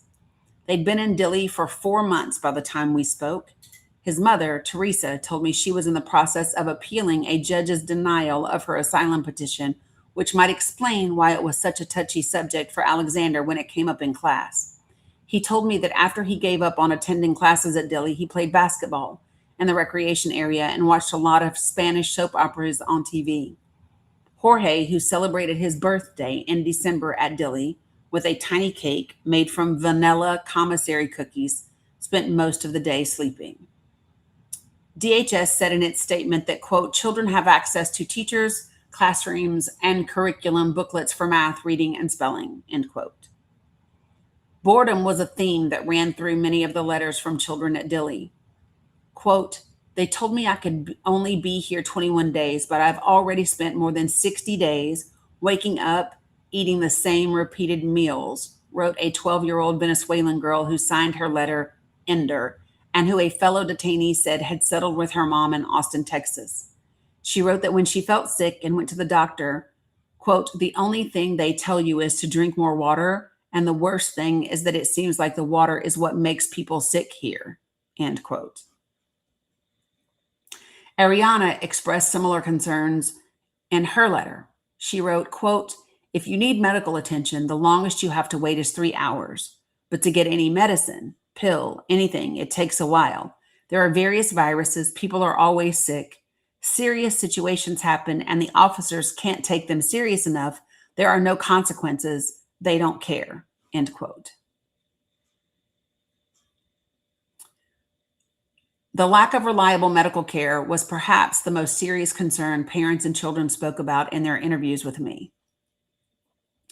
The Texas-based nonprofit advocacy organization RACES, RAICES, which provides legal representation to many families at Dilley, said in a recent court declaration that its clients had raised concerns about insufficient medical care on at least 200 occasions since August of 2025. The organization reported, quote, children with medical complaints frequently experience delays, dismissals, or lack of follow-up, end quote. Keelan Valero from Venezuela, who was being held with her 18-month-old, Amelia Arrieta, said shortly after they were detained, following an ICE appointment on December 11th in El Paso, Texas, the baby fell ill. For 2 weeks, she said, medical staff gave her ibuprofen and eventually antibiotics, but Amelia's breathing worsened to the point that she was hospitalized in San Antonio for 10 days. She was diagnosed with C19 and RSV. Quote, because she went so many days without treatment and because it's so cold here, she developed pneumonia and bronchitis, Keelan said. She was malnourished too because she was vomiting everything, end quote. Gustavo Santiago, the 13-year-old boy who'd been living in Texas, said he'd been sick several times since he and his mom were detained on August 5th of last year at a Border Patrol checkpoint. His mom, Christian Hinojosa,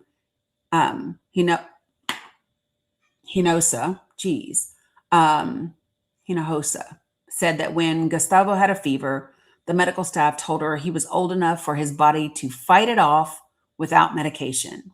So she sat up with him all night, draping him in cold compresses. She had to take him to the infirmary for a skin rash that she believed was caused by poor water quality at the center. She said he also experienced stomach pain and nausea, which she blamed on unsanitary food preparation. Among logs that we obtained of calls made to 911 and law enforcement about the facility since it began accepting families again last spring, I found pleas for help for toddlers having trouble breathing, a pregnant woman who passed out, and an elementary school age girl having seizures. Local authorities were also called in for 3 cases of alleged SA between detainees.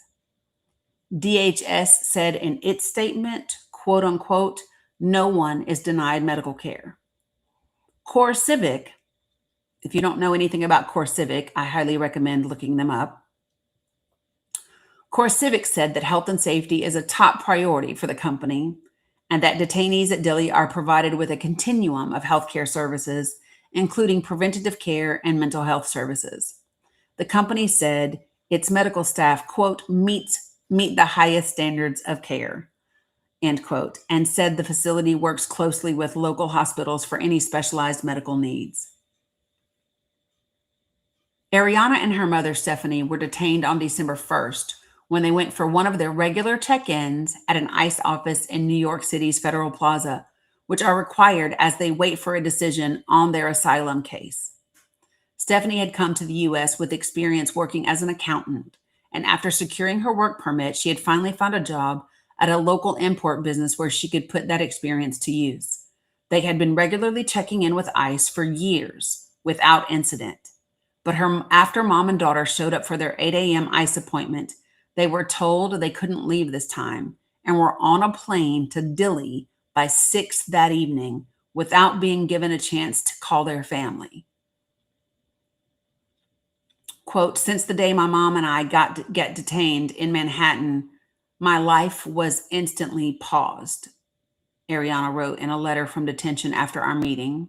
Quote unquote, all kids are being damaged mentally. They witness how they've been treated, end quote. A 7-year-old Venezuelan girl named Diana Crespo was living in Portland, Oregon when she and her parents, Dariani Gonzalez and Yohendri Crespo, were detained outside a hospital where they'd taken Diana for emergency care. The family had been granted humanitarian parole after entering the United States in 2024 and then applied for asylum when Trump revoked the parole program, saying that Biden had used it to allow immigrants to pour into the country at record levels. She said their active asylum case didn't stop the immigration agents who intercepted them outside the emergency room from detaining them. Maria Antonia Guerrera, the 9-year-old from Colombia, told me that the 10-day vacation to Disney World that she had planned with her mother and stepdad turned into more than 100 days at Dili.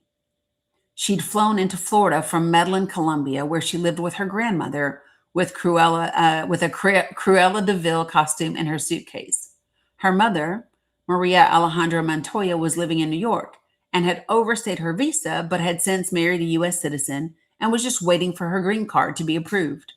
Maria Antonia traveled regularly back and forth to the U.S. on a tourist visa, and Maria Alejandra had flown down to meet her at the airport. Immigration agents intercepted them and flew them to Texas. They both told me that it felt like a kidnapping. Quote, I am in a jail and I am sad, and I have fainted 2 times here inside.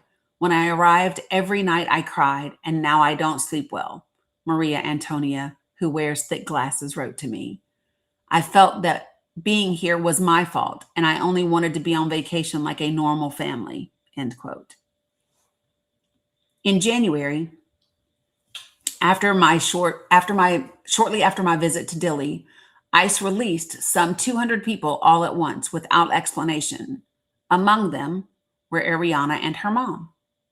The releases came as such a surprise that Stephanie said another woman began screaming and refused to let go of her bunk, fearing she was about to be deported back to Ecuador. Stephanie was fitted with an ankle monitor, and she and Ariana were dropped off in Laredo, Texas, where they scrambled to buy a plane ticket to LaGuardia in New York. On January 22nd, 2 days after her release, I met Stephanie again, this time holding Gigi, as she showed up for her first ICE check-in at an office near her home.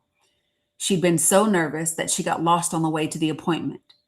She was given a series of instructions and shown videos that explained the purpose and cadence of her regular check-ins. She'd have one every month at the office, and every 2 months she would be visited at her home. Jacob had initially refused to go to school because he was afraid his mother and sister wouldn't be there when he came home. But she finally got him to go by promising every morning that she's not leaving again. Ariana went back to school a few days later. Her English teacher immediately hugged her and sobbed, "We really missed you." I called Ariana last Wednesday to check in on her. She was helping Jacob with his homework, but she took a break to give me an update. There are a lot of other immigrants at her school, but she had only told her close friends, who she sits with at lunch, about the reason for her prolonged absence. When other people asked, she just said, I had to go to Texas for something. She says she's trying to put the ordeal behind her, but the toll is real. Her mother lost her job because her boss is uncomfortable employing someone with an ankle monitor, and Ariana worries about her. She also worries about the people she met back at Dilley. Days after I asked DHS about several families mentioned in this story, 5 of them were released. Gustavo and his mom, Christian, Teresa and her sons, Alexander and Jorge, Colleen and her baby, Amalia, Dirini and her daughter, Diana, Maria Antonio and her mom, Maria Alejandra, were returned to Colombia. Others are still detained. Ariana said, quote, I wish they got out because they shouldn't be there any longer, end quote. Before we hung up, Ariana said something that suggested her youthful optimism hadn't been entirely broken. She'd found that she'd gotten better at playing volleyball at Dilley and now plans to try out for her school team.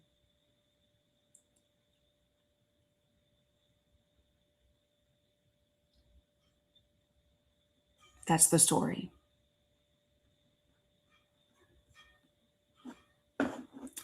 That's the story. I'm going to put that story along with a follow-up story in the link tree, and the reason why is because the follow-up story, you can actually see some of the letters from the kids at Dilley, like this one.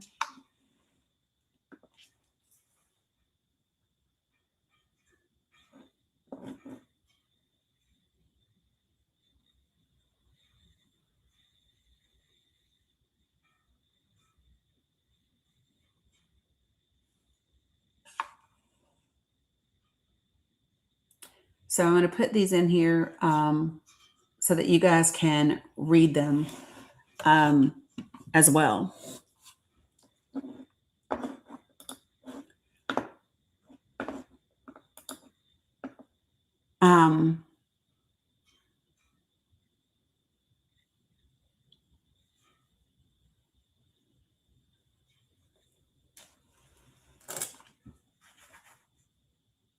You guys are welcome.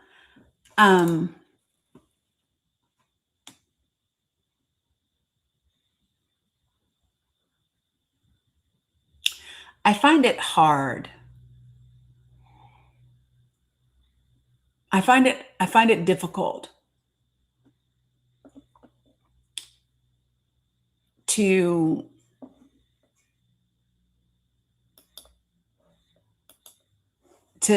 put into words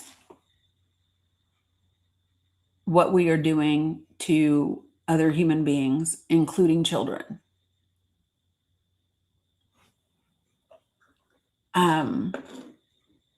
It's like yesterday, after I was live, if you were with me yesterday, you remember that I told Wasim I would join his live, right? And Wasim is always so happy and grateful, you know, to come on my panel or for me to join him.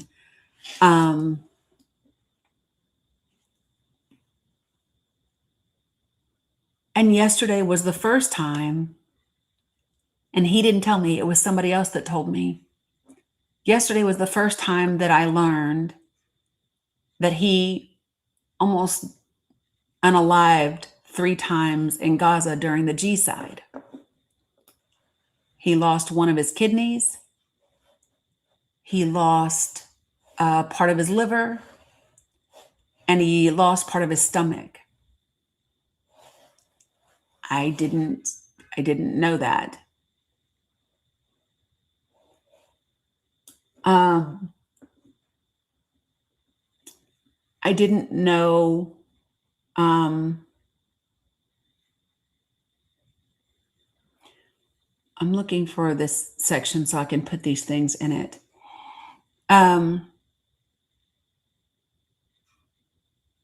Hussein shared with me yesterday that there was a time when they actually were eating the animal food because there wasn't any food during the G-side. They were eating animal food. And his response was, "It's okay, Dani. It's okay. It's okay."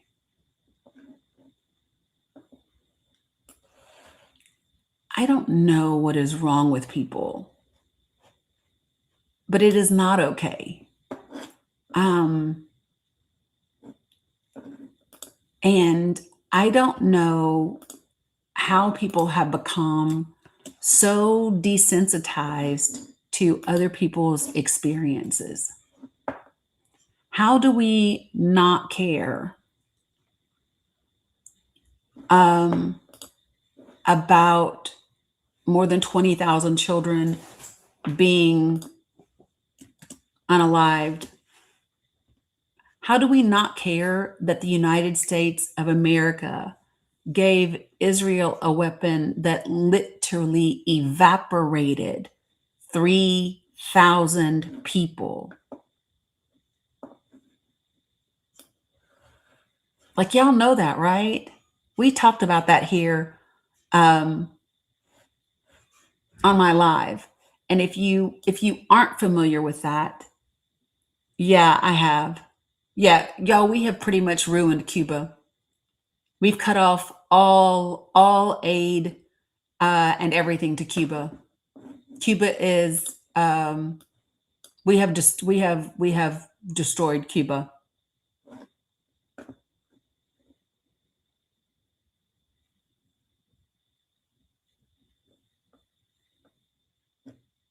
Did you all know that we were doing those things? Did you all know that we were blocking aid and things coming to Cuba? Yep. They've run out of oil as of yesterday. And the refinery, is on fire. Right, Michael Anthony.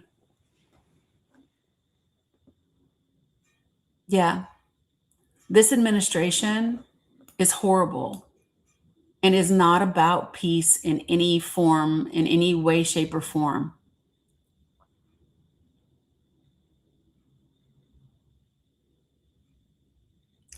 It is so crazy. I don't know if you all heard, and we are really, do you know how much of how much of an upside down world we are in when I'm saying, hey, did you all see Tucker Carlson? Like, what?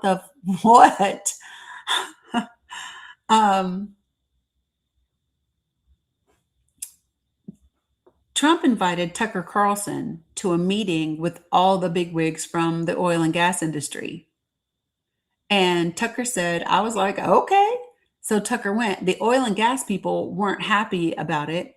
But he said, yeah, Trump told him flat out, yeah, listen, we're going to get oil in Venezuela. You're going to go for oil in Venezuela, and I'm going to give you guys a cut.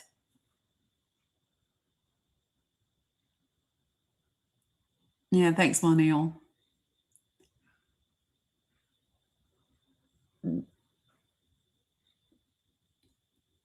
Yeah, we are responsible for Palestine. We are responsible for Cuba. You don't have to look too far to find our hands in everything. You don't have to look very far, folks, to find our hands in everything.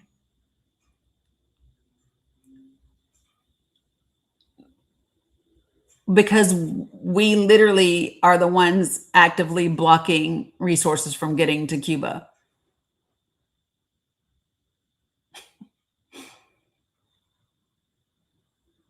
Yeah. Like, that's just a fact. Like, there's no denying that.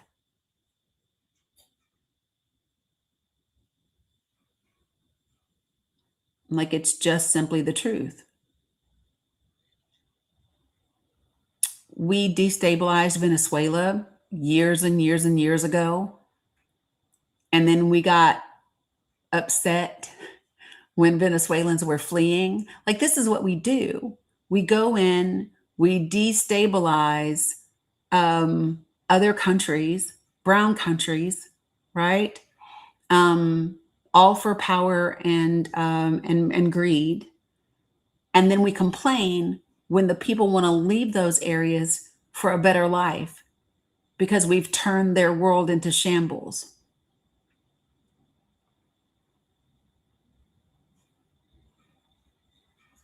I don't know what you mean, Art. Yeah, I just saw that Larry Summers resigned, as he should.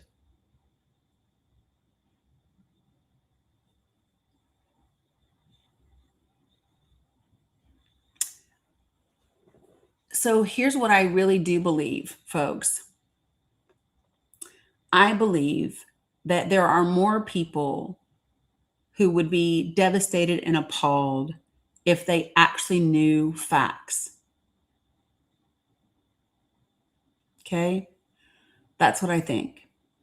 And I think that that's why it's our responsibility to actually get the information out to people and to do it in a way where people can receive the information.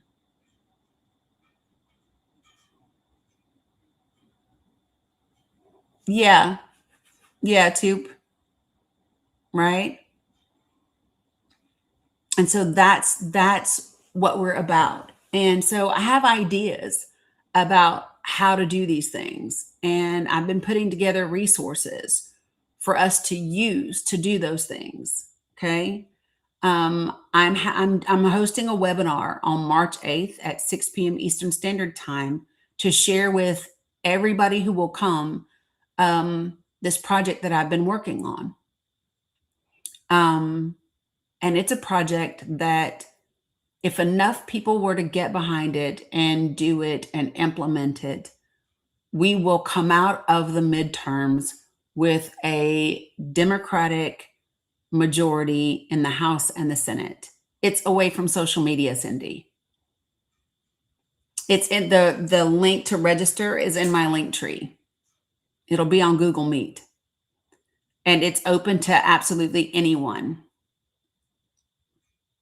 Christine, yeah. For subscribers, I think I'm going to do a preview earlier for subscribers. Yeah, it's March 8th, Cindy. And just to give you all like an idea, I gave a preview of it to several people who have the knowledge and the expertise to know whether it was something good or not. No, it's like a Zoom call, Nan. It's like a Zoom call. You just literally you'll get an email with the link and you'll just click the link and then you just join the meeting. And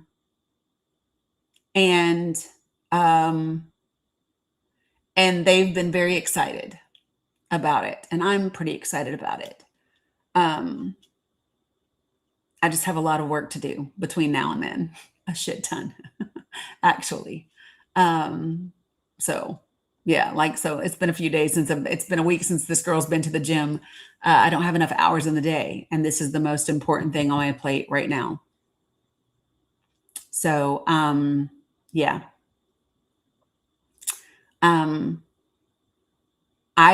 So you might say, well, who are you to put something together? I'm nobody. But here's my thing. I'm tired of waiting on the Democratic Party to do something. I'm tired of waiting for somebody else to come up with a fucking plan. So I just thought, well, if nobody else is going to do it, I'll do it. And so it focuses mainly about three different things. One is elections. The second is messaging for people who are running for office and in office. And the third is community and conversations. Yes, you can sign up now, Jen. It is in my link tree. So yeah, I think that there are people who have invited their Democratic representatives. Yeah, I'm fine with that. You can send the link to absolutely anybody. Love that, Amy. The next thing that I will say to you all is you have to keep applying pressure to your senators. Thank you. Those are mine, Sarah. I did them. Make sure that you keep talking to your representatives in the Senate, GOP and Democratic, that we do not want the SAVE Act, period. We don't want a poll tax. Love that, Michael Anthony. Love that. Okay. So that is pretty much, I've touched everything that I wanted to touch today. How about that? That's what happens when I go on early enough. I got everything done. I have my VA appointment in 20 minutes. Yay, love that you signed up. And so I am going to love that. Michael Anthony, he said he attended one of his reps town halls and it was very well attended. Yeah, so just, I mean, you've got to let folks know. Love that you're signed up, Jennifer. You've got to let people know that we are opposed. Appreciate you, Leo. We are opposed to the SAVE Act. We object to it in every way, shape, or form. Yay, Cindy, you signed up too. Love that.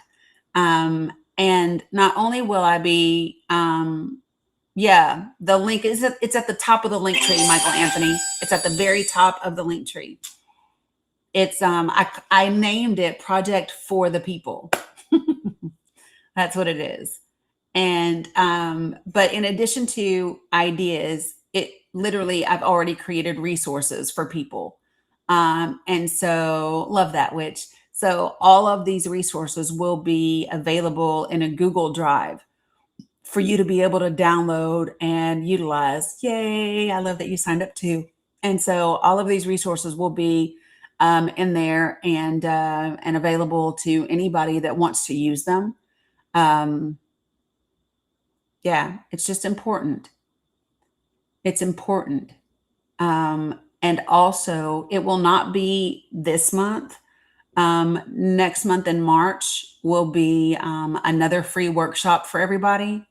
That free workshop will be about, what do you know, communities and conversations.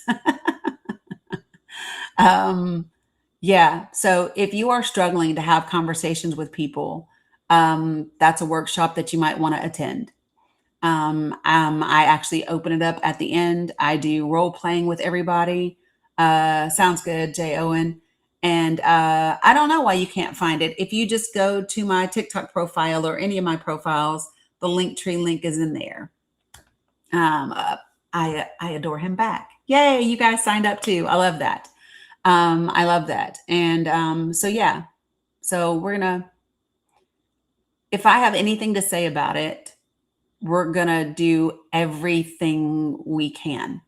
I want to organize, like days of actions for my community. So for example, I think my Discord is approaching 700 people, right? In my Discord. And I think we represent somewhere around 37 to 40 states across the country. So can you imagine on one day in April, everybody doing the same thing on the same day?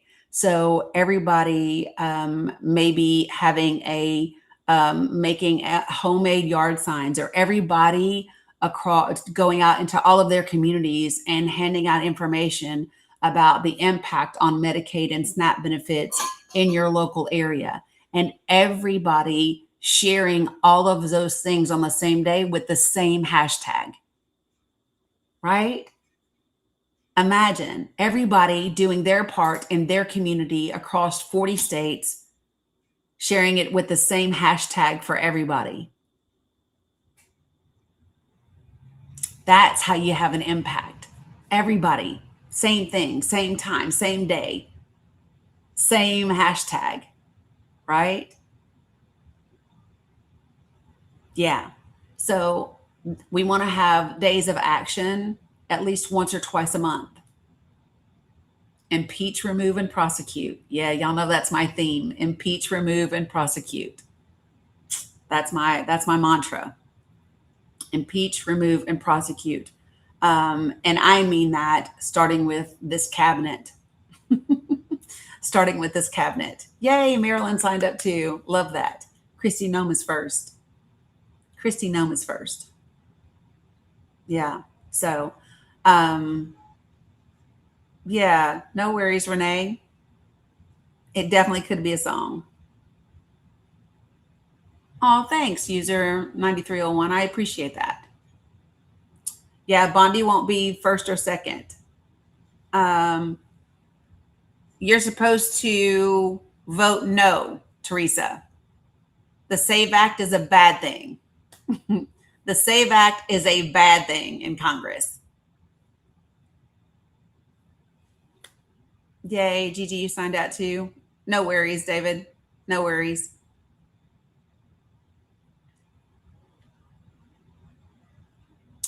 Who is second? RFK Jr. RFK Jr. is second. Christy Noma's first. RFK Jr. is second.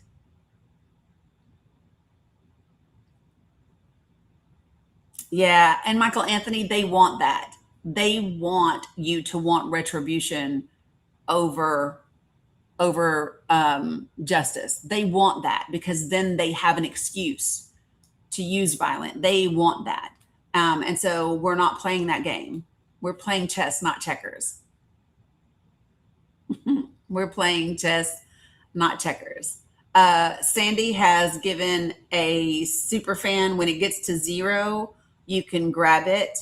Why not Trump first, Wanda? Because you won't get the votes to do him first.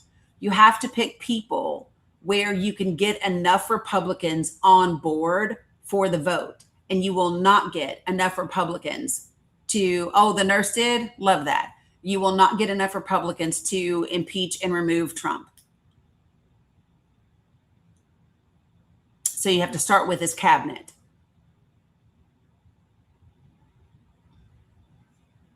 That's why.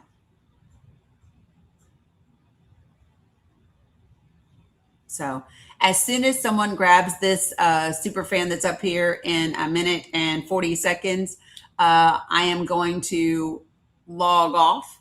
Yay, Anissa signed up for 3-8. Love that too. I'm going to log off and get ready for my VA appointment while I still have my benefits to get them under this administration. Oh, there's 2. Okay. So really quickly, you guys, there's 1 minute and 20 seconds. If you want to become a super fan, which is like TikTok's old word for subscriber, they have been gifted to you for a month. And so they are up here. And when the countdown reaches 0, you just reach up there and you grab it, and it'll be yours. Okay. Folks, if you really want to make sure that you stay in touch with my community, you want to join my Discord. And in my link tree, it's the link up there that looks like a little like robot or game controller, that you want to copy that link and paste it in a browser, or click that link and join the Discord, go through the verification process, and then you're good to go. And we have a side of Discord for subscribers, and we have a non-subscriber side. So everybody is welcome in the Discord community. Okay. So, I think that is it. I appreciate you all. I hope today was informative and that you learned something beneficial. And I will see you guys tomorrow. Should be 9:30, 10 o'clock Eastern Standard Time. Okay.